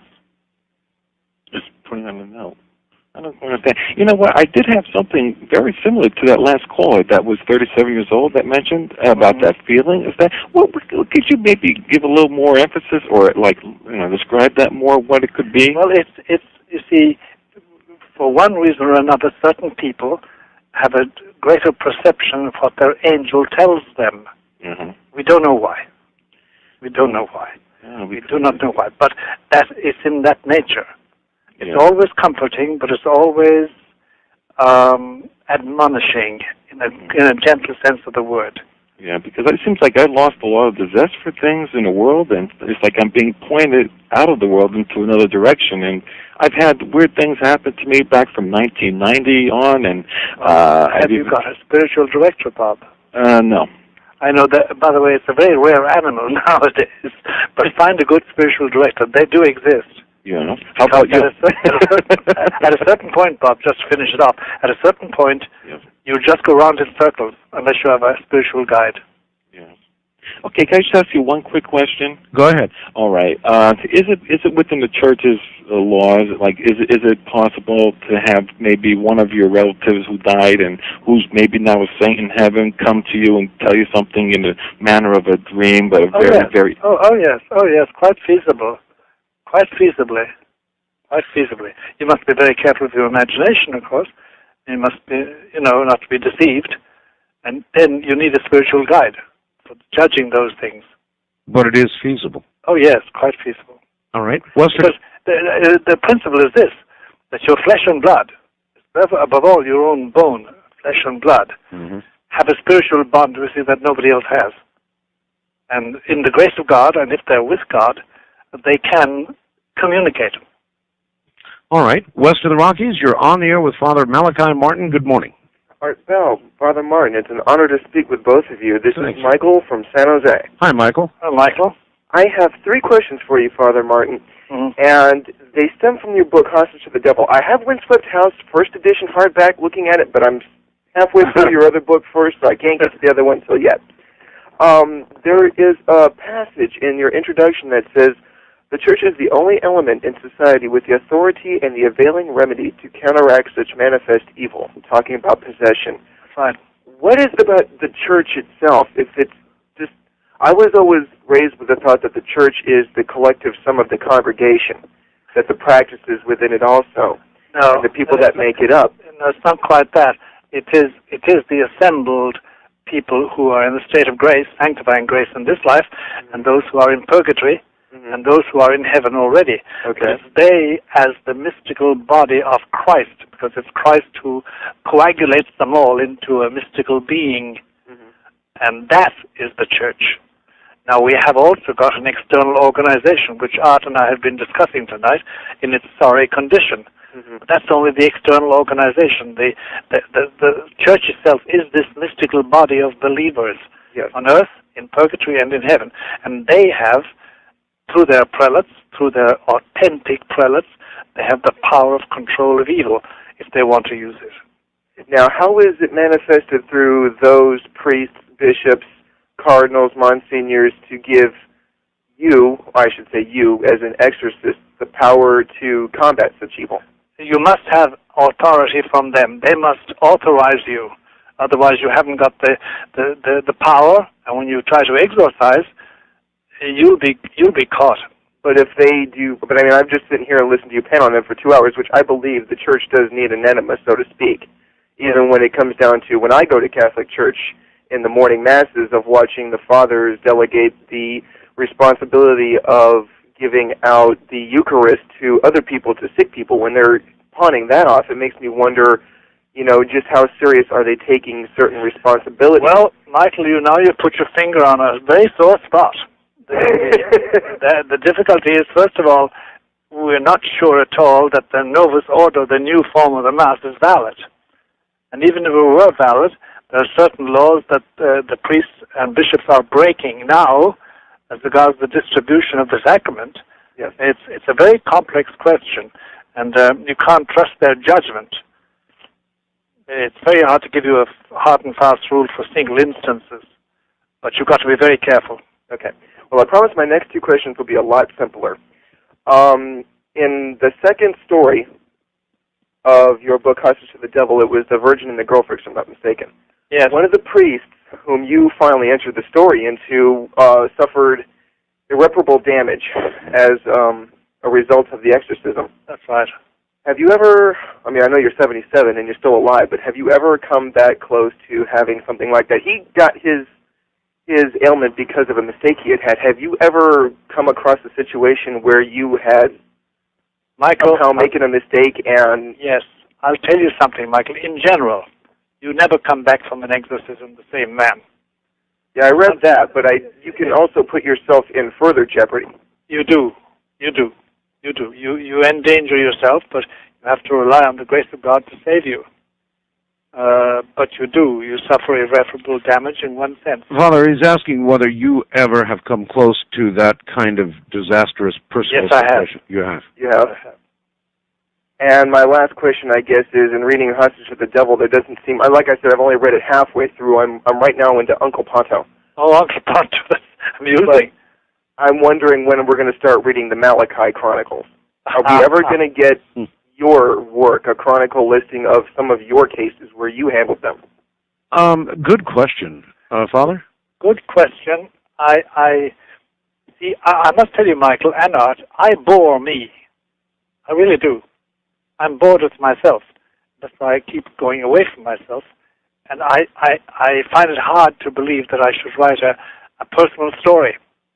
I really do. So you may not do it? I have no inclination at all, Art and Michael, to do it at all. As I say, I'm a bore to me. I really am. And I don't like me in that sense. I like me in the sense that I want to go to heaven and be with Christ and the angels forever and all my family. But I don't think I'm interesting in that sense. Not for a written chronicle. Well, we think you are. It's very kind of you, Art, for a poor old guy like me. First-time caller line, you're on the air with Father Malachi Martin. Hi. Good morning. How are you? Okay, sir. Where are you? I'm in Hayward, California. Okay. I was reading the book, The Decline and Fall of the Roman Church. Roman Church, yes.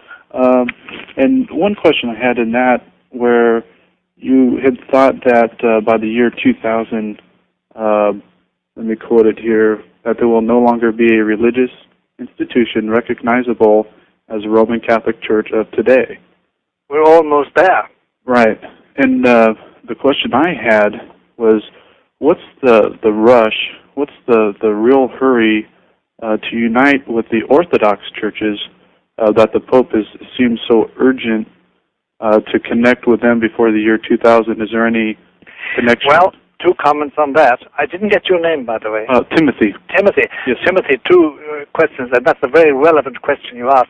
First of all, that idea of ecumenism is something I disagree totally with. Right. We, properly speaking, don't want to join with anybody. We think everybody should join us, number one. Number two, the rush to ecumenism is tied to the concept that my Pope John Paul II, and he is my Pope, has, because his ideal, and remember it well, because you can interpret his words and his actions in this light, his ideal is to form a dynamic, a new dynamic, as he calls it. Catholics joined with Protestants, and joined with Jews, and joined by Muslims, and Hindus, and all believers, creating an irresistible force within the nations of the earth. That's his ideal. That's what he labors for. That's what he talks about the year 2000 for. That's why he wants to go to Mount Sinai, and why he wants to go to Ur of the Chaldees, where Abraham came from, and he wants to end up his celebrations in Jerusalem. That's this Pope's concept. Okay. Yeah. And, for me, there's no rush at all. It's a question of God's grace. Right. Yeah, I was just interested in that because I know that there's a long connection with the Orthodox churches, where the history of the church, where you could see a significant difference of the Roman Catholic Church today. When you go back in history, yeah, well, even Timothy, with the dealing with the Eastern churches, it's very... Yeah. Well, Timothy, you know as well as I do that all Greek Orthodox and all Russian Orthodox are heretics and schismatics. Well, that's not the Pope claimed. I think it was in 1962 where the Pope lifted the anathema against the Orthodox and proclaimed them... Well, actually, I think it's this Pope who claimed them as the other lung of the two-lung theory. Have you ever heard of that? I have, Timothy, but that's very nice language. Right. When you get down to theological fact. But De facto, the Patriarch of Moscow and the Patriarch of Constantinople are both heretics and schismatics. And unless they return to union with Rome, they will not go to heaven. Well, how can we say that really about the patriarchs when actually you look at the history where it's the Patriarch of the West, the Pope, who was in heresy? Well, no Pope was in heresy as Pope. If you give me his name, we'll discuss it, but there's no Pope who, as Pope, proclaimed heresy. And there are 244 of them, 64 of them. Have you ever heard of St. Vincent of Lerins? Yes. Well, he had said that the way that we could tell what is the truth is that which has been believed everywhere, always, and by all. Mm-hmm. And at that time, no Pope had ever claimed to be prime over all the other bishops. Yes, he had. No, he hadn't. In fact, yes, he had, Timothy. I'm sorry. Well, I have quotes here from Roman Catholics themselves that state otherwise. No. The Pope was going right back to Clement, Pope Clement, who knew Peter, and going up to Gregory in the 6th century and onwards. There was always this claim, and acknowledged by the Orthodox Greeks and the Russians until 500 years later. But it's the old quarrel. It's the old quarrel. Father, in view of the state of the Church and the Vatican and the cardinals and bishops that we now know, when the Lord takes this Pope, what do you expect will occur with regard to succession, the next Much Pope? trouble, much trouble. The prime candidates at the present moment, we all know them, because for the last year and a half, certainly, the most frequent word in people's minds and in thoughts in Rome is conclave, the election of the next pope. And the prime candidates we now know, the 3 or 4 of them, they do not look very, very promising as regards what is needed to pull this organization together. What do I mean pulling together? To get something going which is really evangelical, which is really forceful in the field of morality and religious teaching, and which has the power of God behind it. Father, by now a lot of people are going to want Windswept House, and before we leave this hour, I would like you to give the address out again. I will indeed. If they cannot find it in a bookstore, yeah, they can write to the following address. Write to me, care of Post Office Box POB 295, Lodi, Lodi, Wisconsin, zip code 53555. One more time. POB, Post Office Box 295, Lodi, Lodi, Wisconsin, zip code 53555. And how much should they include when they order? I think the price is something like 24 or 25. I can't check that immediately. I wish I could. I should. Probably somewhere in the area of $24.95. It's in the area of that. Yeah. All right. Father Martin, stand by. We'll be right back to you. All right, here we go. Just a couple of things I want to quickly read. One from a friend in Australia, Father, yes, who says, I had a Jesuit priest tell me more of the third secret of Fatima years ago in Perth. He said, among other things, the last pope would be under control of Satan. Pope John fainted, thinking it might be him. We were interrupted before I could hear the rest. Any comment on that? Yes.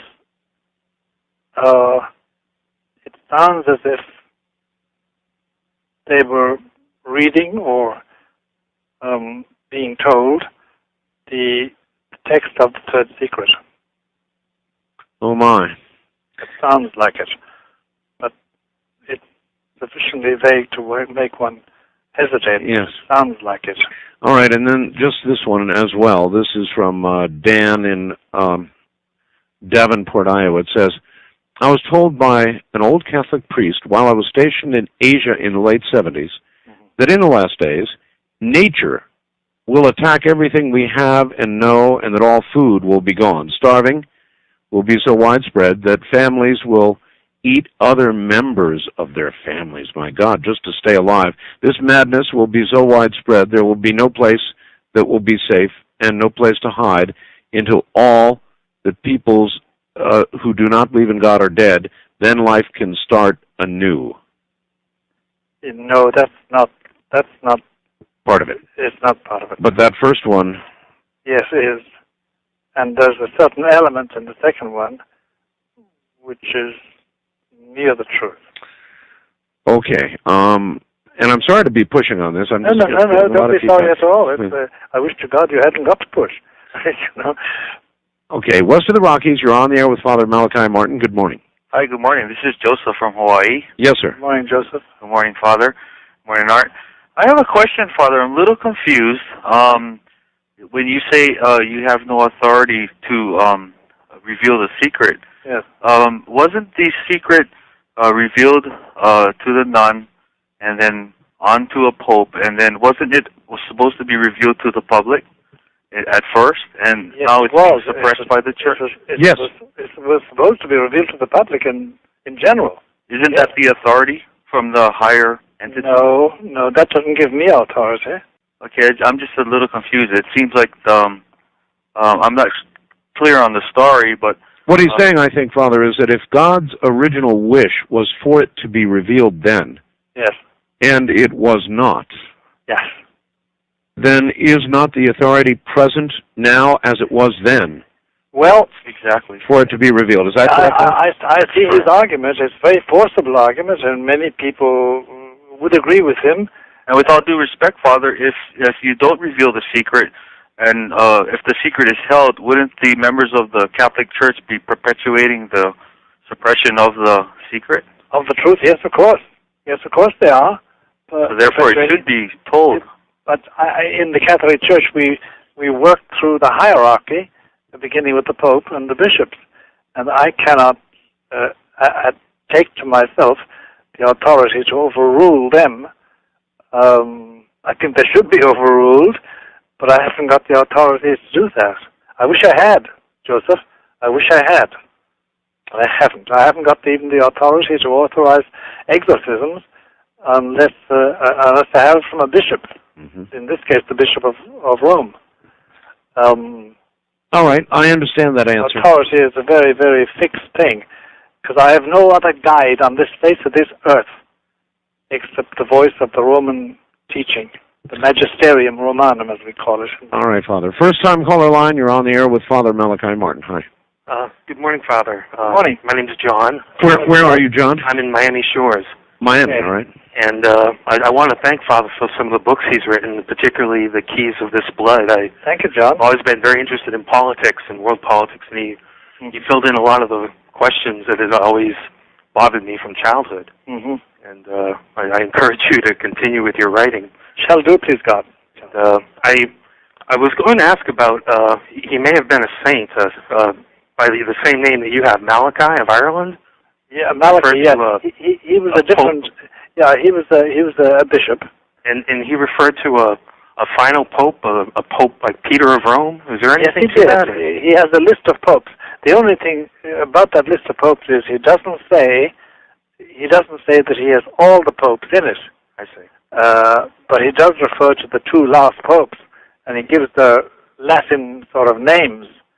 And Petrus Romanus is the last pope, and the one preceding him is Gloria Olivae, the glory of the olive. These are all names, and actually the names Malachi gives to a certain amount of popes, St. Malachi does, they're very interesting names, and they always fit. For instance, the present pope, he described as Labor Solis.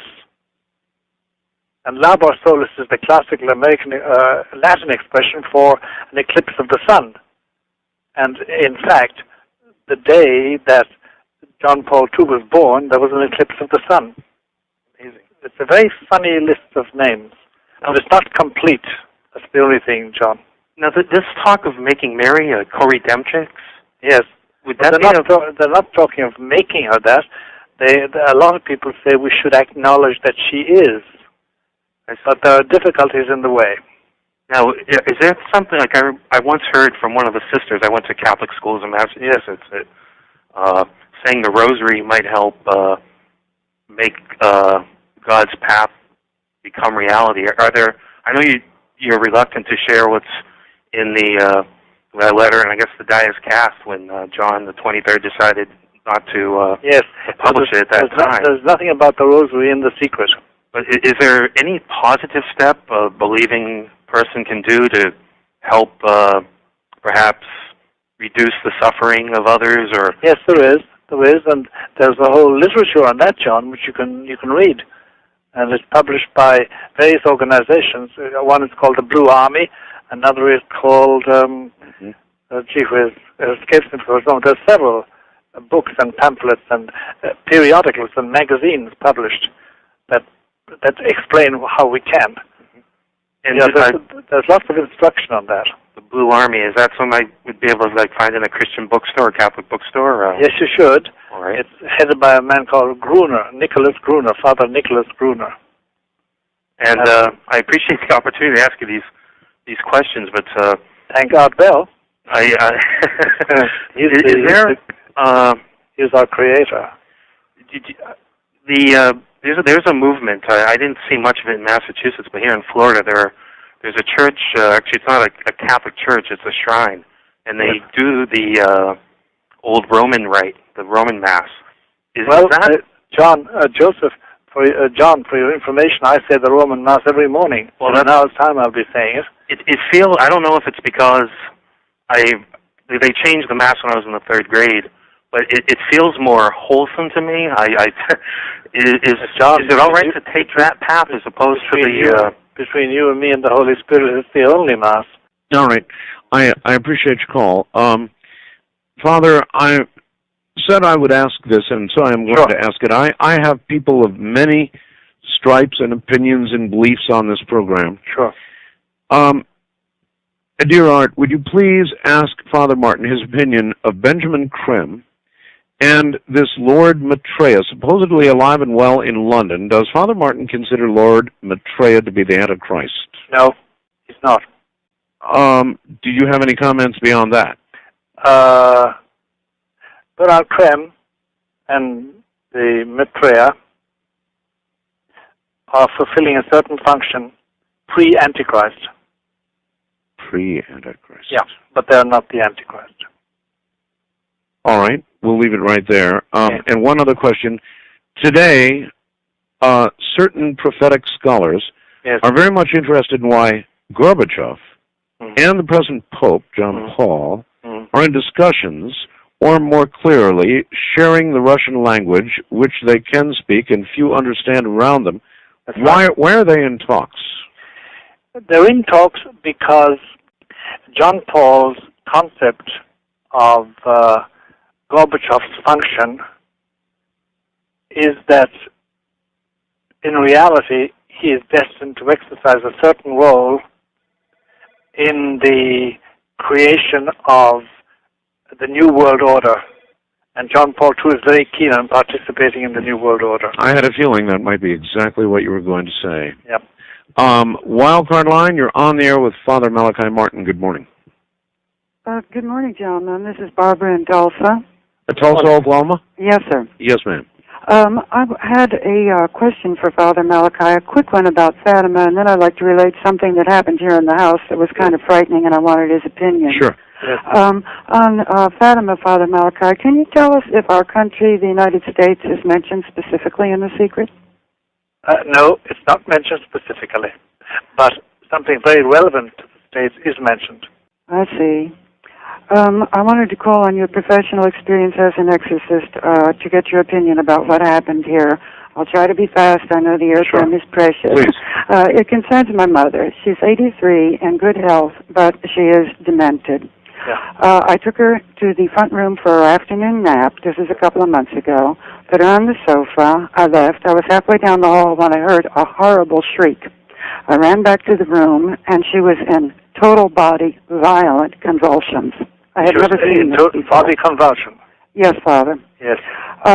It was so violent that I was afraid to try to put her shoulders down on the sofa for fear I might break one of her bones or even one of mine. Yes, yes. It was just horrible. She was shrieking the entire time. I'd never heard her shriek. She's not a screamer, never has been, even before she became ill. This went on for 3 or 4 minutes when suddenly she collapsed backwards and her head fell slightly to the left. The color drained out of her face. It turned a yellow-gray. I beg your pardon? What's your question about all that? Okay, what happened afterwards, Father? Yeah. I'm looking down into her eyes. I didn't know what to do. I'd never seen anyone die. Suddenly, a small white ridge formed along the lower edge, the lower eyelid from the white tissue of the eyeball. It was in a horizontal plane from the nose to the ear. This began to move slowly up through the white tissue, through the iris of the eye, and the eyes turned yellow. The pupil disappeared. There was just a fuzzy outline around the eye. I thought, is this what happens to everyone when they die? Or I didn't know what to do. Did she die? No, she didn't. I thought she was dead. She was still as a stone, and all the color left her face. It turned this awful yellowish gray. All right, well, okay. I can almost answer that. I would say that a medical diagnosis is required long before you would get to the consideration of an exorcism. Spiritual, yes.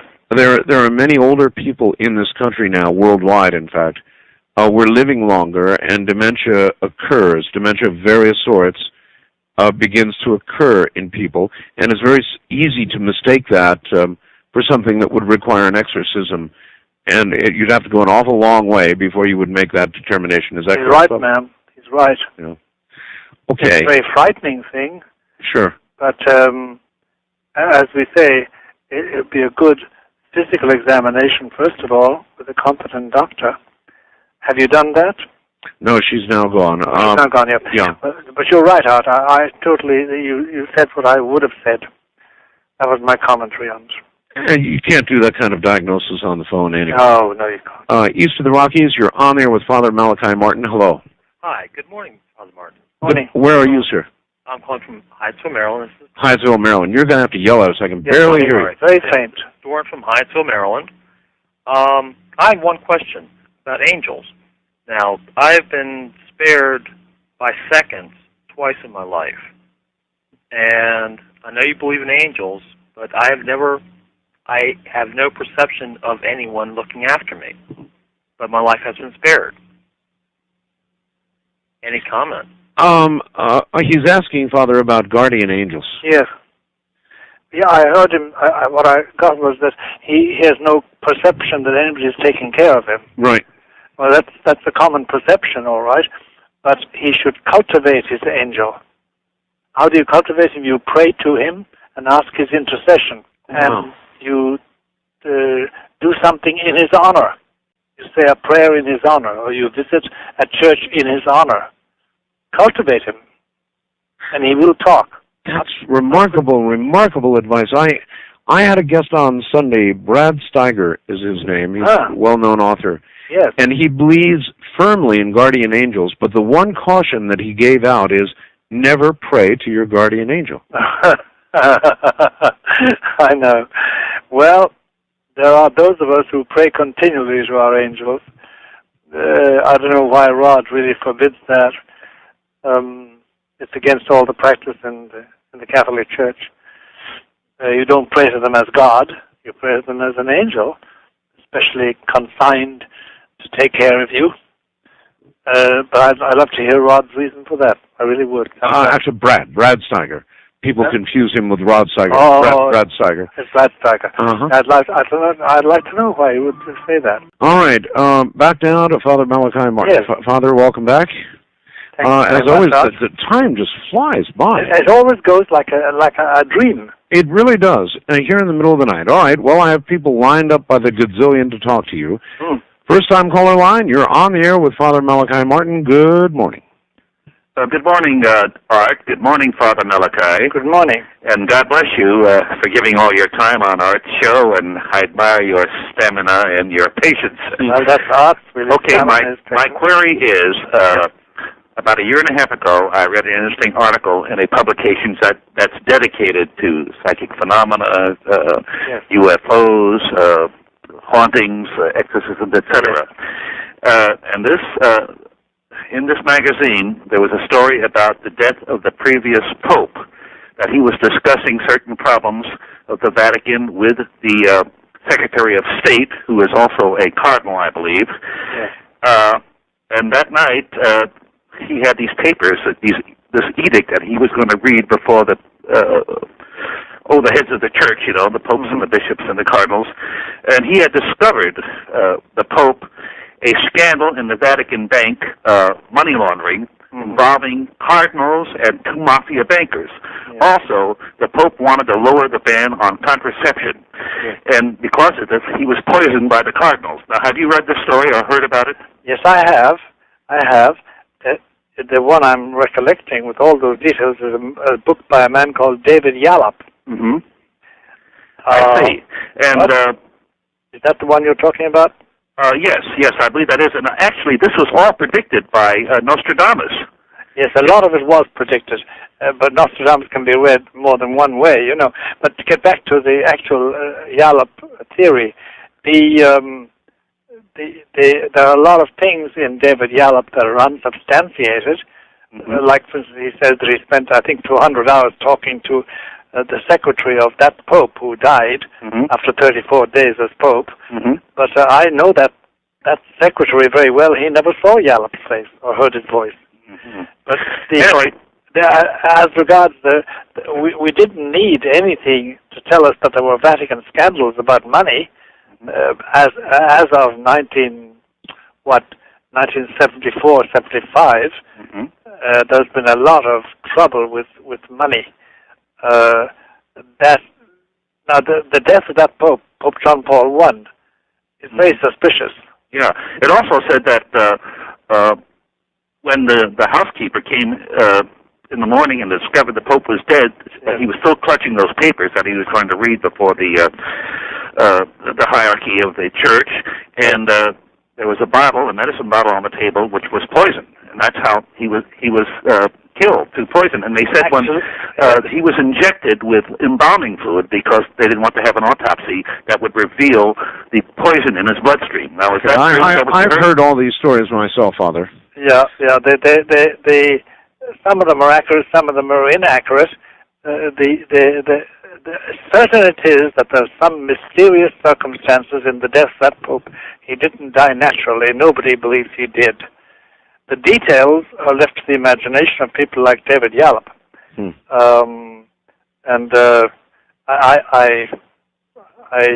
I've nothing to share on that at all, except to say that John Paul I was probably done in.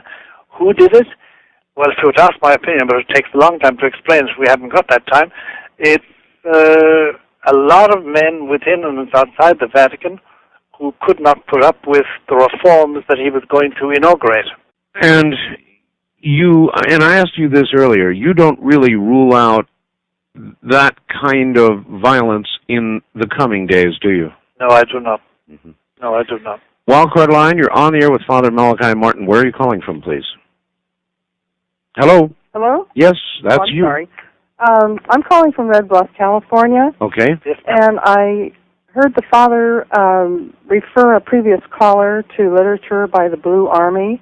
Yes. I was wondering if he is aware that the Blue Army was on a lecture circuit in the mid-'70s revealing the third secret of Fatima, and if he is aware of that, if that is accurate. Yes. Father Gruner and his organization never revealed the actual text. The actual text. I attended a lecture in the mid-'70s, and I don't remember it all, unfortunately. I think most of it was so frightening I just actually couldn't comprehend it. The only two things I remember that he said, it referred to a lot of civil unrest, and that children would be disobedient to their parents, and they would be tattooing their bodies and piercing their bodies, and children would be killing children. Yes. And those are the only two things that I seem to recall. Remember. But it's not the actual content of the letter. We have children killing children, unfortunately. Yes. But no, that's not the sensational part of the third secret, as far as I remember, ma'am. All right. East of the Rockies, good morning. You're on the air with Father Malachi Martin. Where are you, please? Yes, I'm from Kansas City. Yes, sir. Yes. Father Martin, it's a great pleasure to hear you, talk. Thank you very much for saying that. And my question, and maybe I have a comment afterwards, is that can you see the Pope at some time or another, at one point, giving up the secret of the third? Pope? No. No. No. Okay. My comment is, Art, is that if what I've been hearing on the rest of your programs, yes, with the Major and Scanlon and the rest of it, yes, if that's leading up to what the third secret, yes, and the third secret, what you read, according to Father Martin, yes, is sort of a mild version of what it says. Yes. I don't think I want to hear what the third secret is. Well, very understandable, sir. Very understandable. It has not added to the sum of my happiness to have read it. Would you say that in a lot of ways, Father, that the world is better off not knowing? I mean, that almost has to be what the popes have decided, that the world is better off not knowing. yes, that's what the popes have decided. Against that stands the order, which apparently the Queen of Heaven, as Catholics call her, gave to the Pope through the children. Publish it. Yes. That's the difficulty. That's the only difficulty I have. And it's a big one. Yep. West of the Rockies, you're on the air with Father Malachi Martin. Hi. Hi. Hi, where are you? I'm Lenore in San Diego. San Diego, okay. And my question, Father Martin, yes. is Our Lady of Medjugorje, in one of her yes. sayings to the children, was that if we return to God yes. and change our lives to reflect that return to God yes. and pray enough, yes. perhaps God would not send the comet. And I'm wondering if the comet has anything to do with the third secret. No, ma'am. The comet is not mentioned, and the difficulties, or as they call them, the chastisements, the punishments mentioned in the third secret are not those caused by a comet impacting on the earth. Do you know of anything else? The only time I've ever heard anything about a comet was in that one statement she said to the children several years ago. Yeah, I have a difficulty about Medjugorje. Since it has not been sanctioned by the church, by church authority, I can't rely upon it. I can't rely upon it. It hasn't been denied by the church either. And no, it hasn't. You're quite right. I've had major spiritual, joyful, deeply gratitudinal feelings. And millions have also. Yeah. Millions have also. The unfortunate thing is that the church has not approved of it yet, and I'm afraid to trust myself, Oh, I understand. But that's... My experience is very deeply involved, though. I absolutely believe it. All right. Thank you. Thank you very much, and take care. First-time caller line, you're on the air with Father Malachi Martin. Hello. Hello, Art. This is Wayne, somewhere in Kentucky, trucking across America. In a truck in Kentucky somewhere, okay? Yeah, question for Father. Yes. Isn't it written in the good book that evil has to be requested to come into your home? Yes, it is. And in regards to Benjamin Grimm of last week there, this malevolent spirit of his, it's waiting for everybody to request it to come into their home through one of these NBC, ABC, or something like that. Wouldn't you consider that evil requesting to come into everybody's home by turning on the channel? Well, I didn't hear this particular broadcast, so I'm not able to say. Well, this is with regard to Benjamin Grimm and Lord Maitreya. Yeah, what did Benjamin Grimm say? Well, he said that when the world is ready or requests it, that this Maitreya will make himself known through some large broadcast media to the world. Oh, I see. Well, if he said that, let's wait and see. That's all. That's all we can do. That's all we can do. Wildcard line, you're on the air with Father Malachi Martin. Hello. Good morning, Father Malachi. Morning. And Art. Yes, sir. Pax Dominus Vobiscum. Ex Spiritu. Thank you. You don't know what that means to me. Hey, have you ever... one question I'd like to find out is, I've heard a story about a pope from the mid-9th century, a Pope John, who, like 856, 876, something like that, was discovered to be a woman. No, that's a mistake. That's a famous mistake. If Art gives me 2 minutes, I'll explain how the mistake arose. Go right ahead, Father. The popes at that time used, as their throne, chairs made of a stone called porphyry. Porphyry is a very precious stone. The Romans had a series of porphyry chairs and thrones made, and they all had a hole in the middle. And he used to use one of these thrones, and they said that it was because he was very effeminate. His name was John.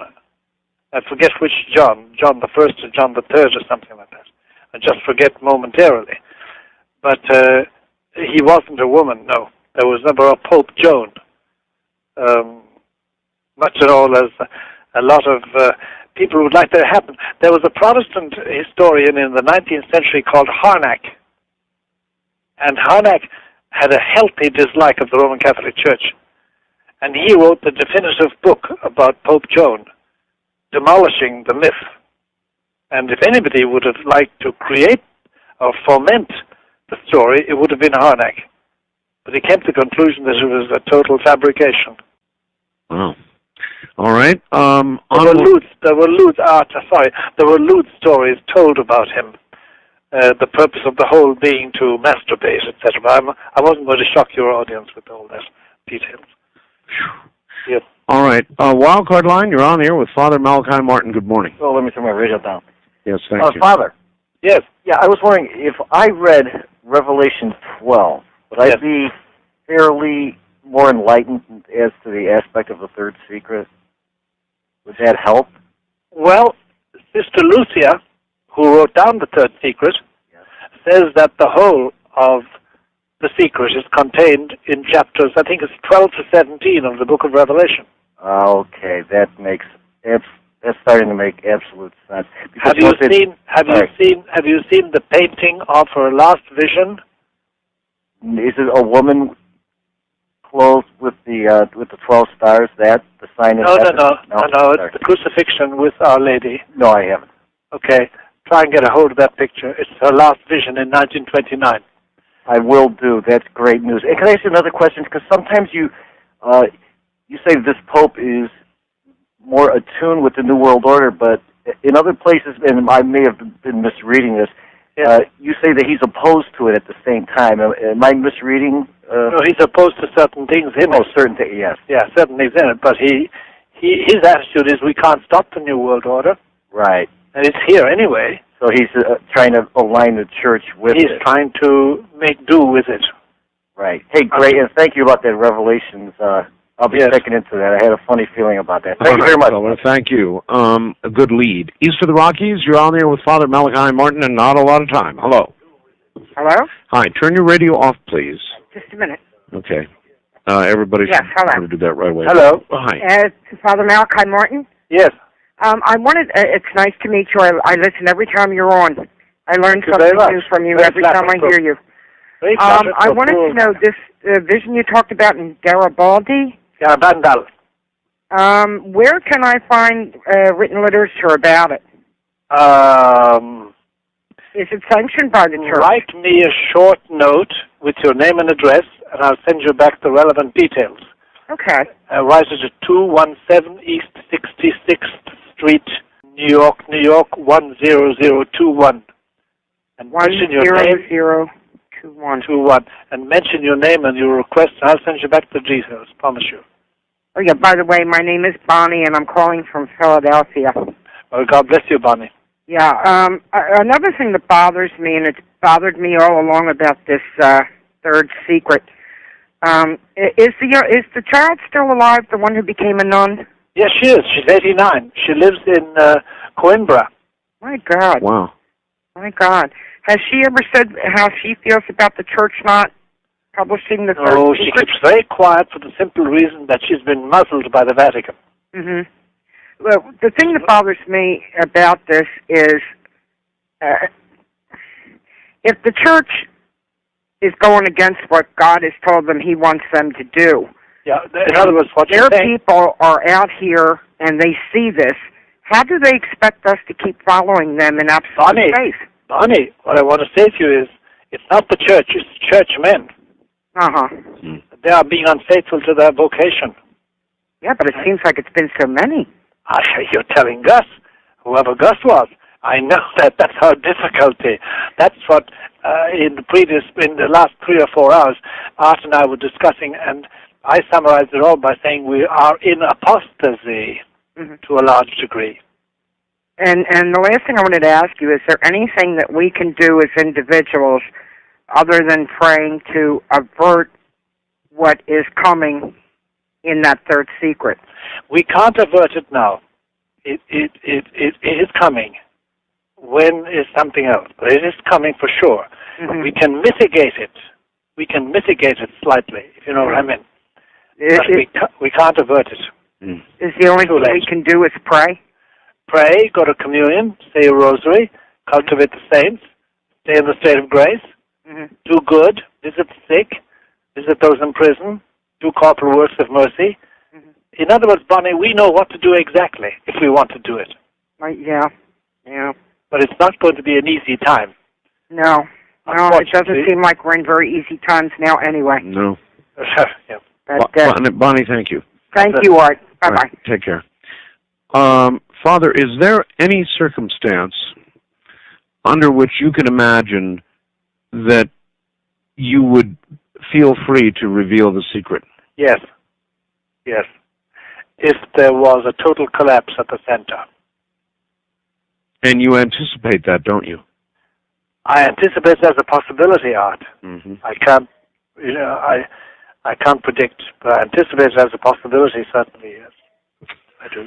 Father Martin, as always, it has been tremendous.